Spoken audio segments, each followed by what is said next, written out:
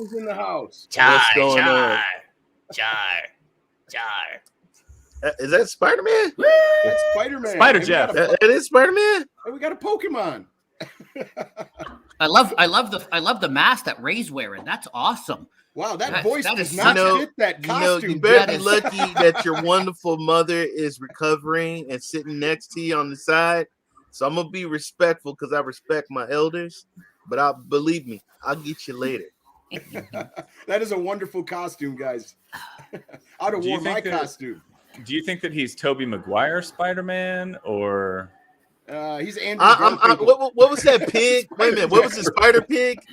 That's what he is. He's more like Spider Pig. You remember Spider Pig from the multi-universe? I'm Spider Troll. I prefer Spider Troll. You know what? Spider That fits you That perfect.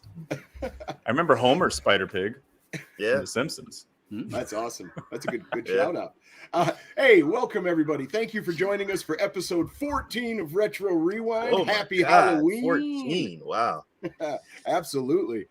We got a fabulous guest, but before we bring him out, I got to ask our hosts, what in the hell have y'all been up to? Ray, starting with you, man. How are you? Man, I'm doing great playing these games. I had a hell of a night with you, Crow, and Kevin playing Red Dead Redemption. It was fun playing the Call of Arms. That's a hard mode. Yeah, man, just playing. I've been playing Stadia, been playing GFN, been playing Luna, and just watching sports. Fantastic. How about you, Jeff? I've been a little MIA this week, as you know. I think everybody in the community knows Mom had her hip surgery on Tuesday, so I've been doing a lot of that. She's recovering nicely. She's sitting here beside me. It's a slow process. It's not, she's not up dancing like she was, before, but it's a slow process. So we're inching away along, and she's making great progress. She doesn't think so, and she's glaring at me at the moment, but she's moving along. But next week I'll be back at home because I've been on the road for 2 weeks. As everybody knows, I'm in a different location every time I do a show. Yep. And but I should be back at home next week. And got a full slate of games to play next week. Are you in Hamilton? I am in Hamilton, Ontario, Canada. Yes, nice. I am. Home of the Tiger Cats. Woo! Wow. Home of Ray's Tiger Cats. I'm not sure why they're his Tiger Cats, but I like the Tiger Cats. That's my I know SFL that. team. Yeah, CFL. What did I say? I said CFL. What's that? You said XFL. Oh, Sucker Football League. Sucker Football League. Yeah, Oh, man. but I'm pretty sure your 49ers could still beat any of our teams up here. So what have you been up to, Ryzak? Riders Republic. And that's Yeah. all that I've been up to, man. I have put in some hours into Riders Republic in the past 3 days. So How many stars you got now, sir? I think I'm up over 300 now. Whoa! Yeah. You kicked yeah. the crap out of Nice, me. man. I gotta play with you. Definitely, anytime. I'm really enjoying it. I'm not very good at the mass race. For some reason, I just cannot. I don't get it. I don't know why people can just like zoom out ahead of me when we start at the same time. But You hitting the there's something I'm L1? You missing. hitting the L bumper for the boost? When you're on the skis, you don't get boost, and it always seems to start me off on the skis. So I don't know. I know that there's there's obviously better equipment for some than others, which kind of makes it unfair if that's the case. That you keep everything even. But I'm having a blast, man. I'm exploring. I'm just flying around. I'm doing tricks. It's a great game. So no, that's it. And then I'm here with you guys, which I'm super stoked about. I haven't got the game yet, but I want to because there's all these games or maps or I stuff love Colorado. that the community makes. Colorado. I'm a big community guy. I like Crata because the community makes all these, so I want to try out some of those. I did that in some of the earlier stuff, but I haven't had a chance to get. But I want to try that out. I like to see how smart people are and the uniqueness that they can build in some of those new. There's a photo mode in there, and a lot of people are taking advantage of the photo mode and creating a lot of really cool pictures and things. So it's fun, man. We'll definitely get into it for sure. I'll play with you guys if you want to play with me, that is. But what have you been doing, William? Oh man, all kinds of stuff really. But I've been diving into Baldur's Gate 3. They just released patch 6 the other day. The sorcerer class is pretty interesting. But is anybody here going trick-or-treating or taking kids trick-or-treating? No. Last question before you. I'm taking my son out. My son is on. Colonel Sanders. Yeah, I saw that. That was really cool. That was awesome. He got second place, man. He got beat out by a girl that was in a Harry Potter outfit. She looked cute. She looked cute too. But yeah. Hey, second. This is the first time in like 30 years I have not carved a pumpkin. Wow. Because I've been here. I've been away, and I've been with dealing with family stuff. Well, so first time in 30 years. More than likely, you saved some fingers. Well, take that pumpkin, and just smash it across your face. That would be an improvement. I would love to see some of Jeff's pumpkin carvings, knowing that he's one of Canada's worst handymen. Oh, they're like triangles, and I try to sometimes get a tooth in the smile, and sometimes I mess it up. Well, it's not good. I might have some on the internet. Well, we have a fantastic guest with us today. He is from the YouTube channel, the Stadia Revolution, and we have the Stadia Rev. How are you doing, sir? Yo, what's good, everybody? Glad to be here. Oh, fantastic, man. Great to have you, man. Basically, what we do when we start the show, the first question we ask every guest that's new is, what is retro to you, and what does it mean to you? How would you describe retro? Well, retro, meaning that, you're going all the way back to like the beginning or different periods within a certain timeline or whatever. So like with gaming, retro means to me, going back to like the very, very early stages of it. I'm talking like ColecoVision and television, stuff like that. That's where I got my gaming start. ColecoVision. Yeah. I played. Yes. I remember playing Mario Brothers on there, Donkey Kong, all that stuff. Before Nintendo even had a console themselves. I remember that. So, my cousin had the ColecoVision, a friend of mine had the television. So, we used to just do that. So that's what that's retro to me. And then going forward, that's right on. Do you remember what your first game was, Rev? My first game? Mm-hmm. Oh, shoot. Oh yeah, I know. Like, do you mean like first game I played or first game I owned? First game you played. Oh, we ask the tough questions here on Red. You know what? I'm gonna say it was like it was Pac-Man in the arcades. Okay. That's kind of where I got my start at, and my aunt had a Miss Pac-Man little handheld arcade, little small mini arcade box. The little booth, yeah, it was like a little booth, and it had the red lines and the dot on the screen stuff. So I used to play that.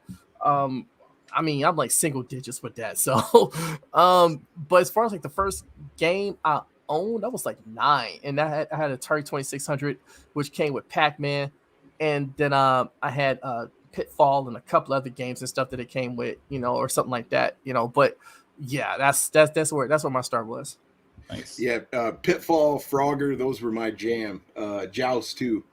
Yeah, Joust was so much fun, but it was a lot of fun. It was a lot of fun in the arcades, man. I agree. Yeah, Joust in the arcade was very different or felt different. The Joust that I played wasn't in an arcade. It was in a laundromat right next to Mrs. Pac-Man, and there was that counts. That counts. So, but I love some jobs. Anybody at your house, Rev, did you do any text-based games? I'm a big old Zork fan. We talked about text-based games. No, I never did that. That's way back. He ain't that old. He's not the same age as you, Jeff. But look, I'll tell you, I did play some MS-DOS games way back, one of my earliest like gaming experiences, like as far as like outside of consoles was like it was like this game. You had the spies and stuff like that, and there was one thing you had to like throw knives and stuff. I'm talking like black and orange screen, DOS games and stuff. And you throw the knife at the guy and hit him, and he says, "You can't hurt me," and you just keep hitting him with the knife until he falls and whatnot. I mean, like that was my aunt's boyfriend's computer. He got me into computers and stuff back then, and that was one of the things that he taught me. He showed me how to boot up the game, run it, and all that stuff. It was fun. But me and y'all, if y'all follow me, and y'all know my history on PC, so we gonna leave that alone. Nice. Yeah, so many great titles, man, from back in the day. But what was the first game that grabbed you and made you like knew that you were going to be doing this the rest of your life? Is there any title that grabbed you that really expanded it for you? No, I'm gonna tell you straight out. It was Pac-Man. Like every version of Pac-Man that came out in the arcades before they started really hitting home, you get like the good home versions of it, and we really never really got a really good home version of it. But you talk about I'm talking about like Pac-Man, Miss Pac-Man, Junior Pac-Man, Pac-Man City. I'm talking all these different versions, Super Pac-Man, all of them that they came out. I was on them, and then it was just like from there, I just knew gaming is never not gonna be a part of my life in some capacity or another, because this is just too much fun. I was having way too much fun, and I had this goal of trying to beat Ball Bull in the arcade. Version of Punch Out, and to this day I still can't beat that dude. Really? He's a pain, man. He's a pain in the arcade. In the arcade. At home on Mike Tyson's Punch Out or Super Punch Out, I'll kick that dude in the head. Yeah. But the arcade he's a quarter stealer, man. Dude, look, we have a bar called Player 2, right? And in there they have all the old gaming machines. They have in the front, you have this wall of pinball machines, right? On the other side of that, you got the bar. Next to that is a switch on a big 70-something inch screen TV, a big, huge 4-player Pac-Man thing. X-Men machine with a 4-player X-Men machine, all that. And then they have a room. Then when you go out of there's a small room where there's NFL Blitz, NBA Jam, stuff like that, Street Fighter and everything. Then all the way in the back, it's just everything. And then, sounds like heaven. It is, dude. It is. It's everything in there. And I put a couple quarters in Punch Out. It was like, yeah, I got enough experience beating Ball Bull. Now I know what I'm gonna do. Boom, boom, boom. Beat the crap out of Glass Joe. Beat the crap out of Pistol Hurricane. Gets a Ball Bull. He just boom, boom, boom, boom, uppercut me, and I'm down. Like, really? I could not beat that dude for nothing. Heck yeah! I recently went back and one of my favorite arcade games is Double Dragon. Yes, all of them. And I recently MAME emulated it so I could play through it. And that game is literally 25 minutes long. Mm-hmm. But there's certain spots that are quarter stealers, man. Yes. I found them. Yeah, yeah, man. But I think the game, aside from Pac-Man, the game that really got me hooked, and this is in the arcades too, Street Fighter 2. Mm-hmm. When Street Fighter 2 hit, yes, that was it. That was it. Yeah. And I got a story about that. If you guys don't mind. Please. Oh, we love stories. Oh, that's what it's about. Go ahead. In my neighborhood, right? They had, they put the arcade booth in a little restaurant, little store that we used to hang out in. All of us used to hang out in, right? So they had that, Mortal Kombat, and a few other games, and we would just sit there and just play them all day long, literally all day long. So all of a sudden, you get in there, and then you get on Street Fighter. This is a competition now. It's not just, hey, we playing to have fun. It's war, and we're going at it hard. And look, everybody played Ken, everybody played Ryu, then a couple people played Guile, Chun-Li, and E Honda, stuff like that, right? So now you could not beat these people. None of us in my neighborhood, nobody could beat us, because we spent so much time beating up on each other that our skills just improved to a level that people could not get on. So I would go out to different neighborhoods, right, and just find their Street Fighter and just get in there, drop quarters, and then be playing like I'm nobody. And I was a small guy, unassuming. People think, oh, he ain't nobody. He ain't gonna do that. Every single time they got to say, oh yeah, you ain't nothing. I'm gonna get Dow Sim and I'm gonna beat you. All right. I'm like, you sure you want to do that? They go, okay, yeah. All right, boom. They get Dow Sim. I wipe the floor with them.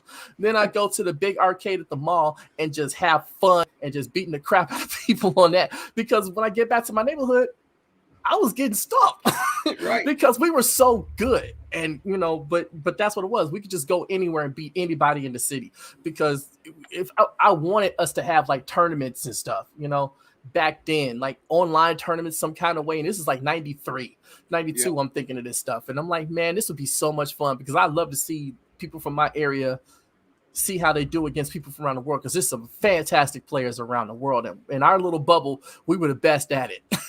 Because you did Street Fighter 2 so much, did you jump at Killer Instinct when it came out as well in the arcade? Why'd you even ask me that question? You know better. Oh man, you know better. You know better. Look, we was man. on top of that. Jago was my guy, and then Fulgore and man, look, combo.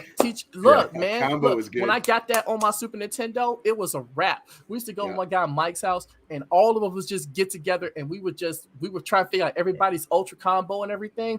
And then that felt like the arcade too at home, didn't it? Yeah, minus some frames that they had to take out, but some animations they had to take out. But other than that, because that game was supposed to come out in the 64, and it never did, except for Killer Instinct Gold. But they did a great job of bringing it to the SNES, which was awesome. But we knew what was about to happen because we'd be in another room, right? And somebody hit their ultra. Now, is this a family show? Or can I say just a little something? Okay. So when somebody hit their ultra, all you would hear is ass whooping, and everybody come running to see the ultra go down. Look, this is how we played it. We took all blocking off.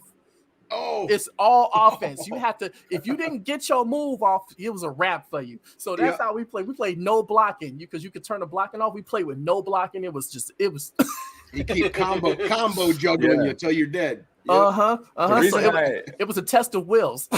The reason I asked that is because everybody usually goes to Mortal Kombat, right? Mm-hmm. Like Street Fighter and then Mortal Kombat. I used to play. I used to, at least enjoy it. When Killer Instinct came out and became about all the combat, that's when I stopped playing fighting games, man. Because all of my friends just used to rack up all these insane combos, and I could not do it. I'm not a fighting game guy.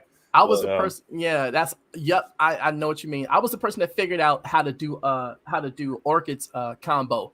Her linker to stretch it out and to get to the ultra, and then you do the ultra, all of that. I was the first person to figure it out. So you know what I did? It was late at night. I hopped on the bus, ran to my dude crib, and was like, "Yo, check it, we did it! I figured it out. And this is how you do it." And it was look. There was a couple of other hidden gems though that was in the arcade fighting that I played. There was a Capcom's, what was it, Darkstalkers with the vampire and the creatures, and then there was also Primal Rage with the dinosaurs. Primal Rage, okay, in the arcade, looked amazing. We had on the college. There was a city college over here in Hayward we used to run into and play, and they had Primal Rage. That's where I fell in love. Ultra combo. Did you do Marvel versus Capcom, Ray? You know what? My roommate was like, he loved that. My roommate, he was into that. I was more in the Mortal Kombat and Super Street Fighter.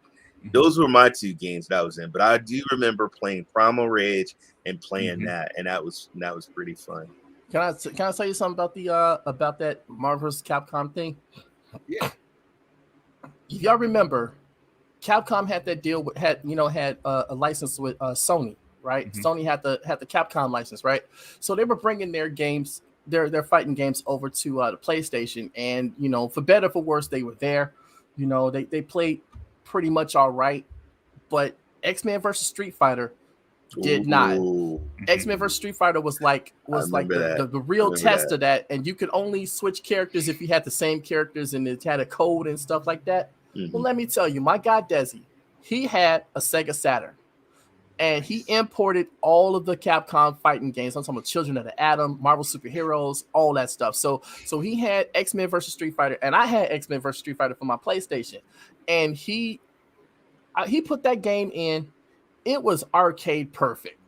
And you could switch any characters, all that stuff. And I'm like, God, I never played it on my PlayStation ever again after that. Can I ask you something? It just made me feel like. Were you into the SNK street fighting games as well? Like, you mean like Final King of the Fighters and Final Fight?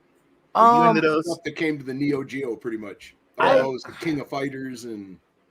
Yeah, I didn't get into the Neo Geo. The only ones I got into, only SNK fighting game I got into was Samurai Showdown. That was my jam. Yeah, Samurai Show was just awesome. Which is on Stadia. Yes, it is. Look! When I saw that it was coming on, when it was going to be on Stadia, cheap plug. I was like, "Yup." "Yup."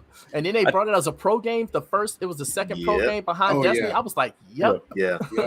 I'll tell you, I got out of playing fighting games early on. Like I said, after Killer Instinct, it kind of ruined it for me because I just couldn't compete with anybody. I didn't play them for a long time until I saw Injustice. And the story of Injustice, like just playing through the campaign of that, I actually did play and I enjoyed it like thoroughly until my son at the time was like 8 and he kicked my ass. I was like, all right, that's why I don't play fighting games. But Injustice took it to another level for me. Well, I feel you there, Ryzak, on that anyway. Mortal Kombat 3 was my favorite and my most hated game, depending on who I was playing. Because Mortal Kombat 3, you could keep those combos going, and you just watch as somebody whoops your ass all the way across the screen. You know, dude, I took Injustice to Hawaii. All right, we went to Hawaii, and I took. And it's funny because that was the only damn game I took, and me and my son were just going at it. He was Batman, you know, and I loved. Oh my God, where he brings the car, he brings the Batmobile in. Yeah, yes, yeah. Now is Superman the villain in that one? Yeah. Yep. Okay. Yeah, it's like they just brought the movie. They just brought the movie out, the animated movie. It condenses 5 years worth of content within an hour and something odd minute movie. Yeah. I personally feel like they should have made it a 5-parter, you know, year 1, year 2, year 3, year 5. But Black Adam, the comic book is awesome. You should read it. Okay. You should read it because it's being told to you all while showing it. And it's not dialogue heavy, it's not text heavy, but because they're really quick reads basically, but it's being told to you by Harley Quinn because she's retelling the whole story. Oh, nice. And you know, and spoiler because you may not read it, but she's telling it to an alternate version of herself. And interesting. So because and with the way the books unfold, you'll know why that is. But I like Injustice. I want to see that game and a bunch of other WB games make it on the Stadia and you know, because there's not a lot of DC content. There's none, and I want to see that. You know. Yeah, you're right. That'd be fun. You're right. Oh, but I got a Mortal Kombat 2. So speaking of Mortal Kombat, I was out in Bolingbrook, Illinois with my cousin. He taught when we were playing MK2 on the Super Nintendo. He showed me a combo with Katana that if you pull it off right, you can just keep it going through the whole thing and just because it's short, but it takes a lot of your health away. You know, she does the fan thing where you know where she lifts you up in the air, and then you jump up there, kick her, and you fall before she does. You hit her with it's crazy. There's so many things you could do with it. And man, look, when he told me that combo, I brought that home and was just wiping people with it. It was like, man, you can't do that no more. Like, well, it's amazing when you play against your peers and they're at a certain level, and then you take that skill to other people and start curb stomping everybody. And then you go home and you start getting your butt whooped again. I mean, that tells you the level of quality they were playing at, you know. That's how it was for me on Madden. That's how it was for me on Madden 94. I was playing against my guy Wayne, right? Is that the one that they put the colors of the characters in? Was that the first year they did that? 93? No, 94. 90, yeah. Madden NFL 94. That was the first one to hit the Super Nintendo. Okay. So yeah, that's the one that had the mode 7. Like if you got an interception, it would spin the screen around or whatever. Okay. I thought that was always a pretty cool little thing. But let me tell you, he would just destroy me. Like every single time we played each other, he would just destroy me. Like not even funny. I could hang with him, you know, because you just get better if you play against better competition. But I could never beat him. I could never overtake him, you know, because he was just too good. But then other people would come in and try to play because they see me lose to him all the time. And they're like, oh, I'm about to whoop him. You know what I'm saying? We're about to do this. And Wayne would tell him, like, no, you don't want to do that. You don't want to do just because he can't beat me don't mean he can't play. You know what I'm saying? So they would go and they would get on. Man, I'm talking like 130 something to like 7. I'm beating them. But then he get on and whoop me like 200 or so. I mean, that's how bad it was. Gotcha. So, hey, Sierra Rose asked a question for everyone. If you had to cosplay any character from a retro video game, who would it be? Oh, Bionic Commando, right here. I'd have to. dude, that is my game. I saw love that in that the game. intro. Yeah, I had to put it in there, man. I said it before, but it would be Barrett from Final Fantasy VII. Yeah, I can that'd see be a good you one doing for that, you. Ray. I can see you doing that, Ray. God Me- damn it! Come on. I would do Spider-Man or my boy Duke Nukem.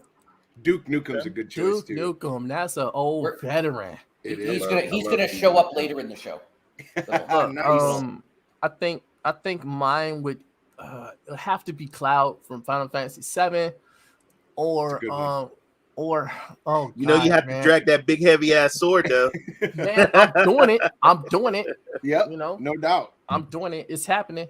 Or who else, man? I can't even think of nobody else that or Star Killer from the Force Unleashed. That was my dude. That was my dude. Nice. Yeah, I said in the chat, I think I'd have to go Cyclops from X-Men. Yeah, Cyclops would be cool. I You could could pull see it that. off. Right. I think it'd just You be cool to have the The Pfizer, yeah. all you'd have to do is shave, my friend. With the blue and gold It's outfit. true. With the blue and gold outfit. Yeah, or what? the blue and gold. Yep. Your Nice. wife, your wife would have to be Jean Grey or the Phoenix. Oh, I'd be down nice. for it. Okay. I'd be down for it. The But I would take some Halle Berry Storm. I would do that. the main man and creator of Clickbait has joined us. Spectre, what's up, buddy? Noob Oh, Saibot. Yes, sir. New I love Spectre. Noob Saibot, man. He was cool. It was He cool. certainly was. Yeah. I got corrected when Mortal Kombat 3 first came out. Mhm. Everybody in school was talking, and I said, "Yeah, that new character Cabal, he looks amazing." And they go, "You mean Cable?" I said, "I guess. I don't know. It looked like Cabal." Anyway, when the game come out, they're like Cabal. I'm like, that shit's Yeah, I never called it Cable. Why would they call it Cable? because I have people no can't idea. speak. What the hell, man? funny. They wanted to. It was like Guile on Yes. Street Fighter. People in my neighborhood, nobody could pronounce that, and I'm like, it's like guide but with the L. Like, Yep. how do y'all miss that? They would call him Ghoulie or some. Ghoulie. It was just crazy. I'm like, it's Guile, y'all. I have like all these cosplay ideas coming in my head now. Like you just said Street Fighter. Now I'm thinking of Blanca, right? Well, like it'd be hey, cool to be Blanca. Blanca's a good one. You could be Captain America. That's Oh, one. come on. No, not you That's two. good. Captain America. I'm trying to think who else could you be? Who's that? Johnny Storm, because that's Yeah, who he could, Captain he America- could be Johnny Storm. Same actor. Here's another question from Sierra. This one's to you, Rev. What inspired you to be a content creator? And if you could just take a few minutes and explain what your channel is and what you do too, just in case some of the people don't know. Okay. Well, first thing, my channel is a Stadia dedicated channel. Sometimes I do some videos that just recap some of the news and stuff like that. I was gonna put out a wrap up video of all of this that happened this week, but it was just too much and I wasn't feeling good yesterday. But I do that. I drop a video every time nearly every time there's some news, and if not, I'll just wrap it up, for Stadia and stuff like that. What inspired me to do that was it was something I was doing before on another channel, but I wasn't like dedicating a whole lot of time to it. It was just I was showing off a couple things and that was pretty much it. But when I made the decision to go ahead and start on January 1st, 2020, and it just be a Stadia channel because it was still new and it was just coming into the market, and it was an opportunity to be on the ground floor of just talking about and seeing where the platform goes, and for however long I decide to want to do content. And that was my inspiration. And just watching other people, like I used to I would have the Sunday, the weekend routine. I'll watch Stadia Talk on Saturday, watch Stadia Cast on Sunday. I'd catch people like Wingy, people like Eddie, Player One. When it was Generation Stadia was doing anything nice, Virtual Cloud, catches Sunny, and people doing that. I was just watching those people, and I was like, you know what, I could do that, and because I felt like there was still room, and there was room to grow, and there was room to get in and just be a part of it. And so January 1st, 2020, I just decided to just jump in and just say, hey, let's see where this goes. And I did it. And, I took breaks every now and again. So that didn't help my channel grow a lot.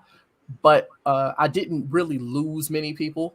And, now that I'm kind of back doing the Revolutionary Storm every Sunday, and then just dropping my own videos again, because it took me a while to get comfortable doing that. And, the channel's growing again. And it's just been fun. It's just been really fun, and getting involved in the community, meeting people like Ray, meeting people like you guys, and just having the conversations I've had with people, and the fights, the fallouts, all that stuff. It's been good, because I've met some really cool people along the way. And that's one of the things I definitely wanted to talk to you about, knowing that you were here today, is that I see you all over the place on Twitter. And you say the definitely, least, right? I'll say this. So I do know Yes Men with Jeff and Anthony on Thursdays, right? And one thing that I constantly say during that show is consistency. I preach consistency. You, my friend, you are consistent with your approach. Yeah. And not everybody likes it, but you are consistent, and I appreciate that. And I commend you for that, because it's easy to flip, when you say one thing one day and then say something different the next. So that's super cool of you. Yeah, it's like it's okay to change your position or change your opinions, upon being presented with new information and stuff like that. There's not an issue with that. I take the scientific approach when it comes to that. It's like scientists never hold on to bad information. Sure. If a theory is a theory at this point, but that theory is later on disproven, and a new theory becomes, let's say, a fact or something like that, a new fact is presented that alters the perception of the previous theory, then the scientist is like, oh, okay, well, we'll accept this as the new standard. All right, that's cool, but some like to just stick to, this is what I think, and that's that. No, I'm adaptable to things. Like I say, if a fact is presented to me that I like that, if a fact is presented to me that is, that alters how I feel about it or think about it, I can adapt to that. But I try to be consistent in my approach with things, because I know where I stand when it comes to certain things, and I'm just not gonna bend on that. But I'm never closed off to new facts. And I think that's a difference. No, that's admirable. It definitely is. I think everybody on this panel is different in some way or another, but at the end of the day, we're all here for gaming. So exactly, exactly. I took Ray's words out of his mouth. Look at him. You did. That's why I always go with the phrase of game how you want a game. Because we all came to wherever we are in our lives right now, as far as game is concerned, from different points, but we all got to the same point here. No matter where we are with that. So, it's fun. It's an escape. It's something that we do that we enjoy, and it shouldn't be all. It shouldn't always just be about the news, the politics, and stuff like that. We got to remember that we got into this because of the fun. And the beauty of this show is listening to those stories. Like, William loves to ask the same question whenever the guest comes on about how you got started and what you're doing. Ray always has a story. Jeff's been gaming since, dirt was invented. Since Moses came down with the 10 commandments. It's nice. It's nice to take a break from the current and go back to the past and just kind of remind ourselves of those days. It was fun. The one thing that constantly comes up on the show is GoldenEye. Did you have an experience with GoldenEye? Oh, that made me competitive. That made me competitive in gaming. Without that game, I wouldn't be competitive at all. I'd be like, "Hey, you beat my score. Who cares?" I mean, really. Yeah. GoldenEye was that watershed moment for a lot of gamers, right? Because it's the game that made first-person shooters popular. They existed, like Wolfenstein and Duke Nukem and all these other different games and stuff, but it was the split screen. I don't remember the split screen on those. Was there split screen on Wolfenstein? I don't know. But all I know is GoldenEye was that game that changed the game. Because now first person shooters were everywhere after GoldenEye, right? But yeah, I have experience with GoldenEye. I wasn't that good at it. My guy had a 64, and I used to go over there. We used to play. We used to get together and all just have fun. But I do remember one good kill I got was awesome. I'm standing here. I had the rocket launcher, and it was like in the temple where the walls move up and down or whatever. Yeah. Mhm. So I'm watching the mini map, and I see my guy coming, and he's got somebody behind him. Now I'm standing. I know they're coming to this room, so the wall is gonna move up to open up, right? And they're coming from around the corner. So I got the rocket launcher. I got it aimed at that spot where they're coming at. My guy turns around the corner, like a few paces behind him, the other person is coming, and so I just shoot the rocket launcher at the wall. It hits the wall and boom, blows up in his face, and all you hear is and you see the blood coming free. I was like, that was the best kill I ever got. Love it. We used to do remote mines complex. Ricocheting them fuckers. Go ahead. Yes. Favorite Halloween costume you wore at Yeah, we used to do remote mines complex, Rev. And so Oh. my friend got so good, he would put the remote mines in the spawn point. So if he got the first kill, it was over. That was it. That was the You game. just spawn in and blow up. Yeah, that's all he would do. And you would just see him keep running back and forth and throwing these remote mines down and blowing everybody up. It wasn't even fair. Rev, I've told all the guys this before, but I had a buddy who would kick all of our ass every time we do golden gun, one shot kill. Oh yeah. And he was so good at it, and I couldn't figure out why until I watched him really close. He was watching his hand. Whenever your hand goes like this, you're locking on to somebody. Yeah. So he'd just watch the hand, and when it would flinch, he'd shoot and he'd kill people. So Dang. I started doing that, and I leveled the playing field a little bit. Speaking of GoldenEye, there's like this GoldenEye emulator online that you can play, and they've been I think it's free, and they've been updating it for years. I heard about this sometime earlier this year. I was like, wow, that's crazy. But there's this GoldenEye emulator or something like that you can play online. It's crazy. And Nintendo don't flag us, all right? I'm just saying. Yeah, they don't like anything like that, man. Sierra's got another question. Halloween related question for everyone. What was your absolute favorite Halloween costume you've worn at some point in your life? That's going to be a hard one for some people. Wow. I was a horrible like door-to-door salesman one year. I was half a clown. I had a weird it was I got candy though. They didn't. Were you part of a pyramid scheme? I'd have to say for me, I was dressed as a caveman. I had a wig. I even had a plastic club. Oh my goodness. Captain Caveman. Captain Caveman. He used to be my dude, man. Oh yeah. The cyborg caveman. Shut up! It wasn't a sideboard. It was Captain Caveman. It wasn't Captain Cave. It was a caveman. But I did Caveman. love Captain Caveman. Love Yes. Caveman. How could you not? Yeah, I didn't. All those Hanna-Barbera shows, man. I miss them.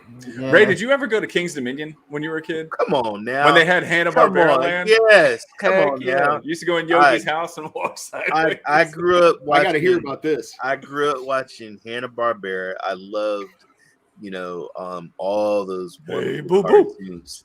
Kung Fu Louie. You guys remember? Yeah. Yep. Kung Fu Fooey. Kung Fu Fooey. Who the hell did I say? Louis? Good Lord. No. It's like no. It was Hong Kong Fooey. Hong Kong Fooey. Hong Kong. Yeah, he would jump in the file cabinet Number one and super then jump guy. out and change. And then there was the shark that used to drive him. He has to talk like this. Yeah.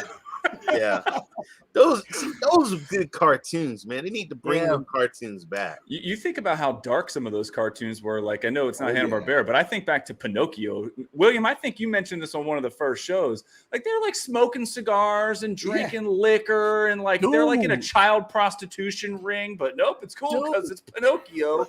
Well, just think of this. Just think of how different it was trick-or-treating in the 80s and how different it would be for you taking your kid out today. Oh, sure. Just that alone is just tremendous. Like, Sierra and I watched my son. I get a 30% cut, and Twix and Reese's cups. the dad tax. It's called dad tax. Do you carry the pillowcase behind him and give him a place to dump everything into when he gets so far? Do you make him carry everything? It's called my bag. Keep filling my bag. When it's Exactly. full, It's you fill called your own. my bag. Exactly. Twix, Excellent. Reese's, Mars Yeah, bars, man. Snickers. See, I didn't have a favorite outfit or anything like that. I just had one time that I do remember dressing up, and it was just me and my cousin. We had these things we had these things we put on our heads, and it had like a blow up like spider or something on top of it, and then we had like the outfit or whatever. But it's just on an old Polaroid, and I don't even know where that is anymore. But Man. but because I didn't really like dress up for Halloween like that, after a while, being broke and whatnot. But the thing was, we used to do when I had my son when he was a kid, because he's like 18 now. He'll be 19 in 3 months. God. Damn, man. And Spectre, yeah. were you walking around going, "I'm your personal trainer," like Arnold, Yeah. or did you I do can Fat tell you the Bastard voice? most embarrassing costume I had. That's And that crazy. was Osama bin Laden, and it was a sheep, and I had on Fruit of the Loom underwear, and it was cold. Went to a party, and I'm not going to tell you the rest. But it You was the dressed most up as Bin Laden. embarrassing- why would you do that? It was it it was first of all, it was an adult. 2000. It Was an Kevin adult- Hitler? Like, what was going on here? Oh was- wait, It was an It's a adult. family. This a it family was- show. It was an adult costume party, Uh oh. and that's why I dressed up. As What did Was it Kevin dress up as? This is the X-rated version of the story. This was my job.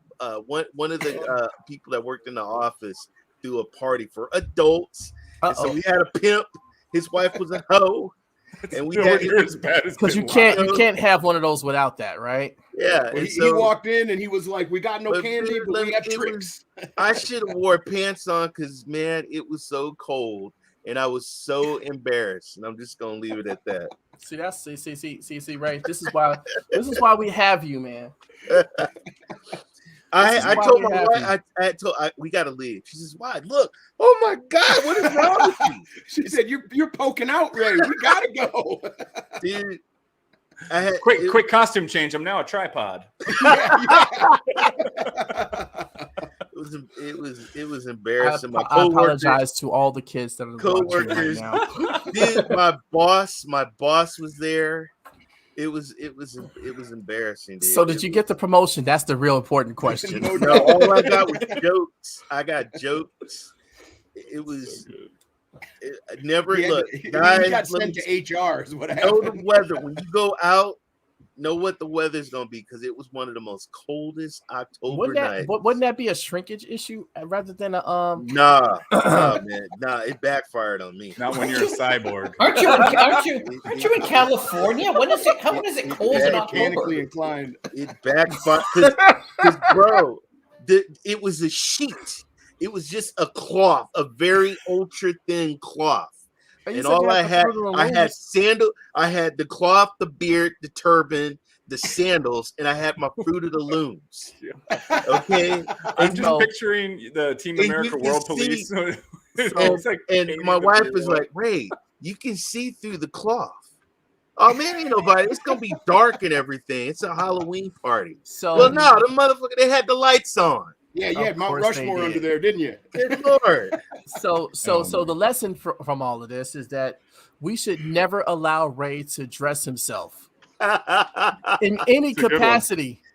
Just not like regular clothes. Just don't even bother to let him do it. Just pick it out for him for the week and say, you're going to wear this Monday, you're going to wear this Tuesday, because we're not going to have this mistake again. We're just not going to have this happen again. The problem was, though, some of the secretaries was dressed up in some really exotic outfit, what they shouldn't have did. That's why there was no shrinkage. There you go. Damn. It was some canyons being on display, huh? Some Twin Peaks happening. Shouts out to ABC. All right, that's enough. I can't stand you, Ray. It's on you, man. It's on you. It's on you. But what I was gonna say is, Sierra and I just watched. It was in our recommended for some reason on Android TV, but the Monster Squad. It's a 1980 something movie. Mm-hmm. And it's a kind of a family movie, but it couldn't be made today. There's peeping toms in it. There's a 13-year-old smoking cigarettes. Just a whole bunch of stuff that was crazy. I mean, Any sitcom or show or anything like that from the 70s and the 80s just could not be made today. No, it couldn't. None of them, because they would be so sanitized. It would just be. It would be fun. Maybe this is too soon. Remember Fat Albert? Yeah. I Of remember course. Fat Albert. Yeah, my son called me that the other day. Oh man! But you know what? Hey, it's Fat Albert. But see, the thing people don't understand about Fat Albert was all about life lessons. Yes. Fat Albert had stories, the stories from, like cautionary tales and all kind of different things that was going on. So it was just all about everything, making bad decisions, getting too caught up in your ego, alienating your friends, smoking, not having any ambition in life, things like that. All of that stuff was all in what Fat Albert was showing you every day. And it kind of helped, shape a lot of people's lives and making, kids' lives making better decisions. And my favorite superhero of all time out of that was the Brown Hornet. That was my dude. Love the Brown Hornet. That was my dude. Love the Brown Hornet. Love the Brown Hornet, man. Yeah, that's nah. I think the best costume I ever saw was Monica Lewinsky. Fat Albert, man. It was Fat Albert and Scooby Doo for me when I was a kid, man. Even the movie, the Fat Albert movie. Scooby-Doo. Okay, we all know what that was about. That was just a whole advertisement for smoking weed. Yes, it was. Yes, it was. And the movie, when the movie come out in the later '90s, man, it was so funny. The Freddie Prinze Jr. and Scooby, they're cooking in the van, smoke's pouring up through the top. Oh, it's so funny. They had the munchies, man. Sarah Michelle Gellar as and that was yes. That was a yes. That was a whole win. They kind of had perfect casting for that movie. But now it's all about the girl with the glasses, though. That's the most like. You talking about Velma? That come on, man. There's all kinds of Velma sexualized like everything now. I mean, they made her. The Velma outfits are my favorite part of Halloween. I'll just put it that way. There was nothing about her that was sexualized in those shows, but at all. It was always Daphne. Daphne was, right? With the short skirt and everything, the high boots, but not Velma. Yeah. It just goes to show you how many nerds there are in the world. They made Velma hot. Took that to another level. They made Velma hot. Yeah, they did. Yep. Yeah. It's like Jessica Rabbit. She's just drawn that way, What's crazy is that in that movie, going back and thinking about it now, the girl that played Velma is the girl from Grandma's Boy. Yeah. Oh, very good. Yep. Right, Zach. Yep. I can't think of her name right now, but it's like, I fucking love this girl. That's a crazy movie. Grandma's Boy. The movie's great. So, what's your guys' favorite, since it's Halloween, what's your guys' favorite scary movie? Get that background noise again. Yeah, we're getting some. That's Jeff. Oh, sorry. I thought. Doing it again. You're good, buddy. No, it ain't. Turn that off. Can't help it that your mom is watching Young and the Restless. No, man, it's so good to know she's doing well too. Young and the Restless on right now. What'd you say? Scariest movie? Yeah, like a Let Halloween Rev go. movie. Oh, me? Yeah. Well, Like it doesn't have to be horror necessarily, but just creepy. Yeah, scariest movie is the question. Scariest movie. I'm gonna tell you straight out, and y'all can say what you want to say. I had seen like all these Night of the Living Dead movies and stuff like that growing up. I saw Halloween, Friday the 13th, and all of that stuff, right? The first time I watched A Nightmare on Elm Street in 1984, I was done. I was absolutely done because that movie, me and my cousins, we sat there and watched that in the dark, and it was so scary at that time. We were like literally climbing up the walls, trying to get away from the TV screen. It was that real for us. Like Freddy was just like, oh no, wait a minute, he could get us in our dreams. Like we did not sleep the whole night. Now, He was like, when nope, you first we stayed up. When you first seen it, did you watch it too young? I was 9 years old. Yeah, as I say, I watched all the scary movies when I was a little kid too, man. I was 9. That scared the absolute crap out of me. When I went home and there was a pipe in the in my bedroom. It scared the crap out of me. No, it was just from the heater and it was just coming up through the building. Mm-hmm. I just knew Freddy was gonna come and screech his nails across that thing when I went to sleep. I was just done, man. I'm like, nope. But then turn around, Nightmare on Elm Street is my favorite horror series of all time. I love it, and I can't get enough of it. And Freddy Krueger is my dude. But that first one was And when that girl turned around in Nancy's dream with the, when she was in the hallway at school, and had the body bag thing. Man, look, dude, and she turned around, better not be running. I'm like, no. The bathtub scene. My God. And the one at the end with the car driving away and her mom. Johnny Depp was in there too. Yeah, that was his first movie. That was his first movie. Exactly. And that waterbed was disturbing. Oh my God, dude. My God, man. That waterbed. Johnny, I think he had the best kill in the whole movie. He got pulled in that bed and whatnot, and it's out. I'm like, God, and he was doing 21 Jump Street at that time. This is like he was just really hitting the scene. And he had show, guys, with Dom DeLuise's son and Holly Robinson. Holly Robinson, she was singing, and she sang the theme song. 21 Jump Street. She was gorgeous. Mm-hmm. What's Hanging with Mr. Cooper, right? Yeah, she was on that too, and that was her. That was her and In Vogue singing that. Mm-hmm. Except before she married Rodney Peete. Well, 21 Jump Street was when she did Mr. Cooper. She was married to him already. Nice football pool, Jeff. Yeah. All right, guys. I got a horror movie of the Detroit Lions, baby. Yeah. Okay. Shut up, Jeff. I got a horror movie that I actually saw when I was young after trick or treating, and I saw it on Halloween night. Don't take my movie. I had nightmares. The Tall Man in Phantasm. With the speedballs. Yeah. Now look, I have an uncle that owns a chain of funeral homes in North Carolina, and we used to go visit him. And he's like, "Hey, Ray, pick out your casket." And I'm like, ah! So I have a thing about. Here's a little something. I have a fear of coffins. And I didn't even want to walk up to my own dad's casket. That's how scared I hate coffins and caskets. And the Undertaker. Oh my God. I saw it live. The Undertaker pop out of a casket. I hate coffins. My uncle, he's like, I did a beautiful job on Mrs. Jones. She got in a car accident and had a tree branch stuck in her head.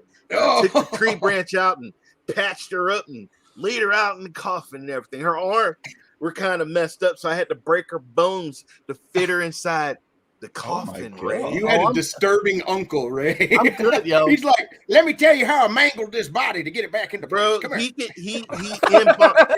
that accent's spot on. Seriously, he's eating. I don't know if you guys know. There's a Hardee's Burgers. Yeah.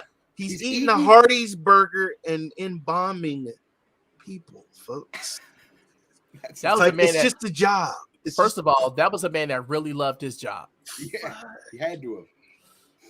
If you ever been in a funeral home downstairs and you see people laid out on the slab getting ready to get put in that box, it's the most scariest thing. So that's why I hate funeral homes and I hate coffins. There it is. Ferrotrophobia. Yes.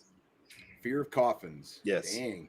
Man, there's a phobia for everything, isn't there? Yeah, but at least the name of the phobia was actually creative. Yeah. Right? Damn bastards, they got it at Costco. Man, I walked in a corner and what was in Costco? Coffins. Right across from the damn meat section. Was it with these people? The two go together though. You put meat in the coffin.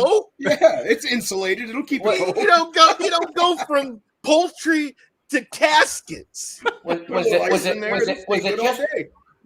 just one, or was it like a 6-pack? Like, because you can't just buy a single item at Costco, right? Is it like a 6-pack of coffins, right? Like, do they sell coffins at Canadian Tire? It's a family deal. They do. Like coffins in bulk. Let's do it. Yeah.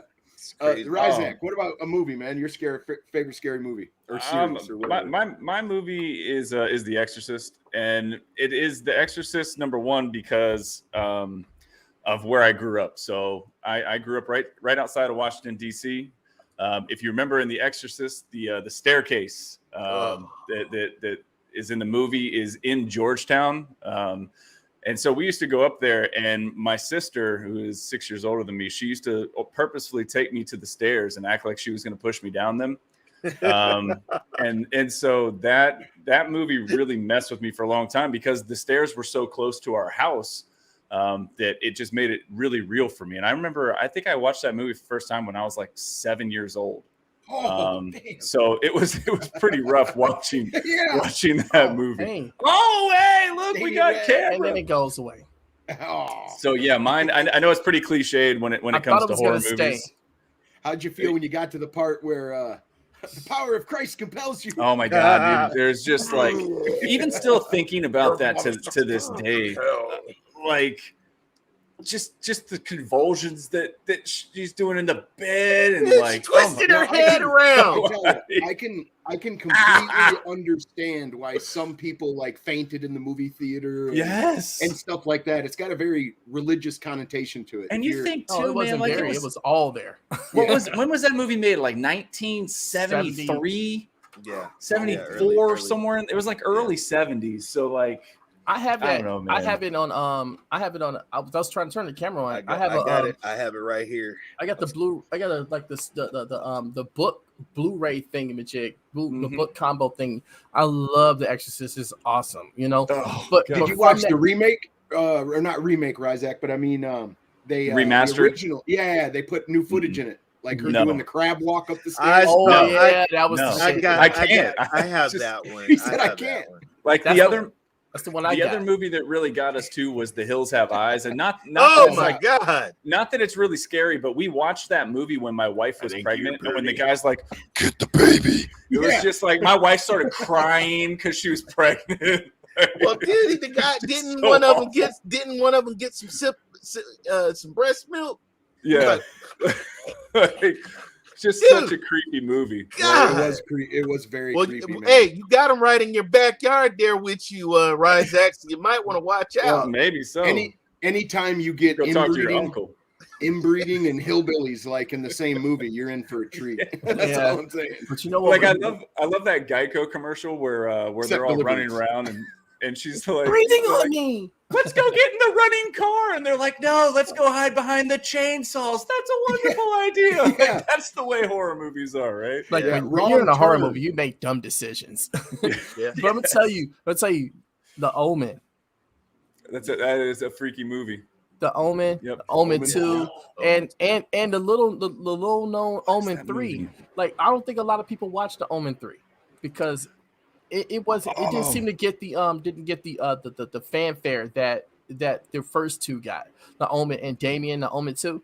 But The Omen 3 shows Damien as a full-grown adult running all the business and all stuff. And then the third one, right? Yes. And then he finally has this confrontation with Jesus at the end, and he doesn't survive it. But it's like I didn't see that until I was like a grown adult. Because I just thought that they just stopped after the Omen 2. I didn't know that they made the Omen 3. I was like, because I had bought a full set. It's like a 4-movie set with the first 2, the first 3, and then the remake, and then the remade version of the original Omen. The newer version of it, right? So I'm like, why is there a third one? Like, where'd this come from? So I popped this in. I'm like, oh my God, this is actually pretty cool. It's corny, but it's pretty cool. But the thing was, they shot the Omen 2 and the Omen 3 in Chicago. And I love movies that are filmed in my city, So I'm just sitting there peeping out all of the landmarks from the 70s. Like, look there. I used to work in this building right there. I know this place. I know where they're going to. They're going in here. Hey, Rev, and right next door, I know what movie was filmed in your city. Yes. Candyman. Yeah. Candyman. Yeah. I used to go to school. Like I used to go to school. Like right. About 5 years ago, I was going to school right in front of where they filmed a lot of that movie at Cabrini Green. But the buildings were all torn down by then. So what happened is they built the new Cabrini Green, right? And so this version of Candyman that's out now, they filmed it there. Like right behind where my school is. Wow. Was. So I'm like, man, it's crazy, yeah. But Candyman was there. But you know, my home state, Illinois, got Michael Myers. We got technically we got Jason, and we got Chucky. So you know, we run this. Absolutely. because Chucky may have been from New Jersey, but he made his name in Chicago, you know, right. in that film, because that's where they filmed it. And they filmed part of it in my old neighborhood too. So the original Child's Play movie. So yeah, I always point that landmark. See that building right there? I know exactly where that is. Well, back in the 80s, I was a military brat, and so we were stationed in Guam, which is like a little island in the Pacific. Yeah. And the people had a thing called Tanta Mona that lived in the jungles. And so right behind the military housing was the jungle. So me and my friends, we made spears. I had my dad's machete. We were going to go hunt for Tanta Mona, you know, and yeah. It's interesting that you say that, because I was going to say it's funny how like scary movies in the US are different from scary movies in like Japan, right? Because with Japan, it's very much the supernatural, or it's like spiritual, or like back from the dead kind of thing. The Ring transcended to us. It did, but I was thinking of a movie. Have you seen the movie Shudder? Come on, man! I seen Shudder. It's not a very good movie, but the idea behind it was, you know, like pretty creepy. And I was thinking that's a lot of that Japanese horror is like, you know, the dead and back, they've gotten trapped in something, or, you know, very weird. So you're talking about the jungle in Guam. I mean, it's pretty much it's a U.S. territory now, but you know, they're islanders. Tanta Mona could change shift into any kind of creature, you know, but would hide as a tree. So I took my machete and I would just hit the tree, thinking I was hitting Tanta Mona, and see if he would yell and change. Come on, Tanta Mona, change into your beast form so I can behead you with my dad's machete. Jeff, what's your scary movie? That's what I'm asking. The Mirror. I have two. One, and I forget the stupid name of it. It's the one with the killer bees. I think we've talked about it before. That's Candyman. No. The one with all the stupid killer bees attack. I forget how old I was. The Murder Hornets? No. It's like an old Alfred Hitchcock movie. No, that's Birds. That's Birds. Oh, wait a minute. You said bees and honey. Yeah, killer bees. I can't remember the name Sounds of like Candyman. The other one, but of course, I'm older than everybody, which I didn't find scary. I just thought it was really funny. The Blob. Poltergeist. Oh, yeah. Poltergeist. The little girl. Yeah. Was the movie actually called The Bees? No, it was The Swarm. And that's Kevin. Just so you know, Kevin is a movie buff. He knows his movies. There you go. Oh, he sure does, man. We've had a lot of conversations. He does. He knows his movies. The Swarm. So that one gave me nightmares, and then Poltergeist. Yeah, with Drew Barrymore. That was her. She was the girl, right? No. She wasn't the girl. Who was the? Drew Barrymore was a fire starter. Yeah, E.T. Yeah, she was Firestarter. E.T. Which shout out to Firestarter. I love that. I would have to say my favorite Nightmare on Elm Street movies is 2 and 3. Mm-hmm. And a lot of people don't like 2 because it's got that little it's got some underlying things going on with the movie. Yeah, we you can't really say that, because then people get upset when you say those type of things. But correct. Yes, I know exactly what you mean, because the director made it that way. Yes, absolutely. And you can pick up on it, when you watch it. But 2 and 3, and I think 3 beats out 2 just because of having the powers in the dream form. Dream warriors. Powering yourself up. Really like that. But I think if it comes to just a horror-esque movie, I'd have to say American Werewolf in London. Oh my God. That one blew my mind. Dude, watching him transform. That first transformation was scary. Yes, I think one of the greatest werewolf transformation ever in movies. But I didn't think it was scary because his friend showed up. Man, I was laughing, because his friend showed up and was trying to warn him and tell him. I was laughing. See, I was all into like werewolf stuff back then. Werewolf and vampires and stuff. Howling. Like the Howling, all that. Like they had a show called Werewolf. They had a TV show that come on. They had a TV show called Werewolf. I used to be on it. Like I every Sunday I'm on it. Yeah, I'm I was mad when they took it off the air. That show was like the Incredible Hulk kind of. He's Well, that was wandering the around Fox from town when to the Fox town. network came. That was one of its first shows that launched. Yeah, Was the but werewolf. I gotta name my favorite Nightmare on Elm Street ones now. You know, because I'll put it like this: 1, 3, 4, and Wes Craven's New Nightmare. You know, those are it. Like the first one is number 1, 3 and 4 is number 2, and then and then Wes Craven's New Nightmare, because they really got back into like the original feel of the movie. Yeah. Instead of focusing on the comedy and all that type of stuff, which kind of took away from all that. But I saw every single one of them in the theaters with the exception of 2 and New Nightmare. But all the rest of them I saw in the theaters, and 1, because I saw the first one at my cousin's house. But all the rest of them from 3 on, 3, 4, 5, 6, and 7, I think it was, I saw all of them at the show, and they were all good in their own way. But 5 kind of, but they tried, you know. But I love them though. I'm going to say something controversial, Do probably. I think that Nightmare on Elm Street is, I think it beats out Friday the 13th. I just do. I just think it does. But did you guys like Friday the 13th? Yes. The whole thing, because there's like 9 of them or something, or 10. It's 10 of them. Done at 1. It's 10 of them, not counting Freddy versus Jason. Is that what's the one that's in space? Jason X. Jason X. That's Anthony's favorite movie. That was the 10th one.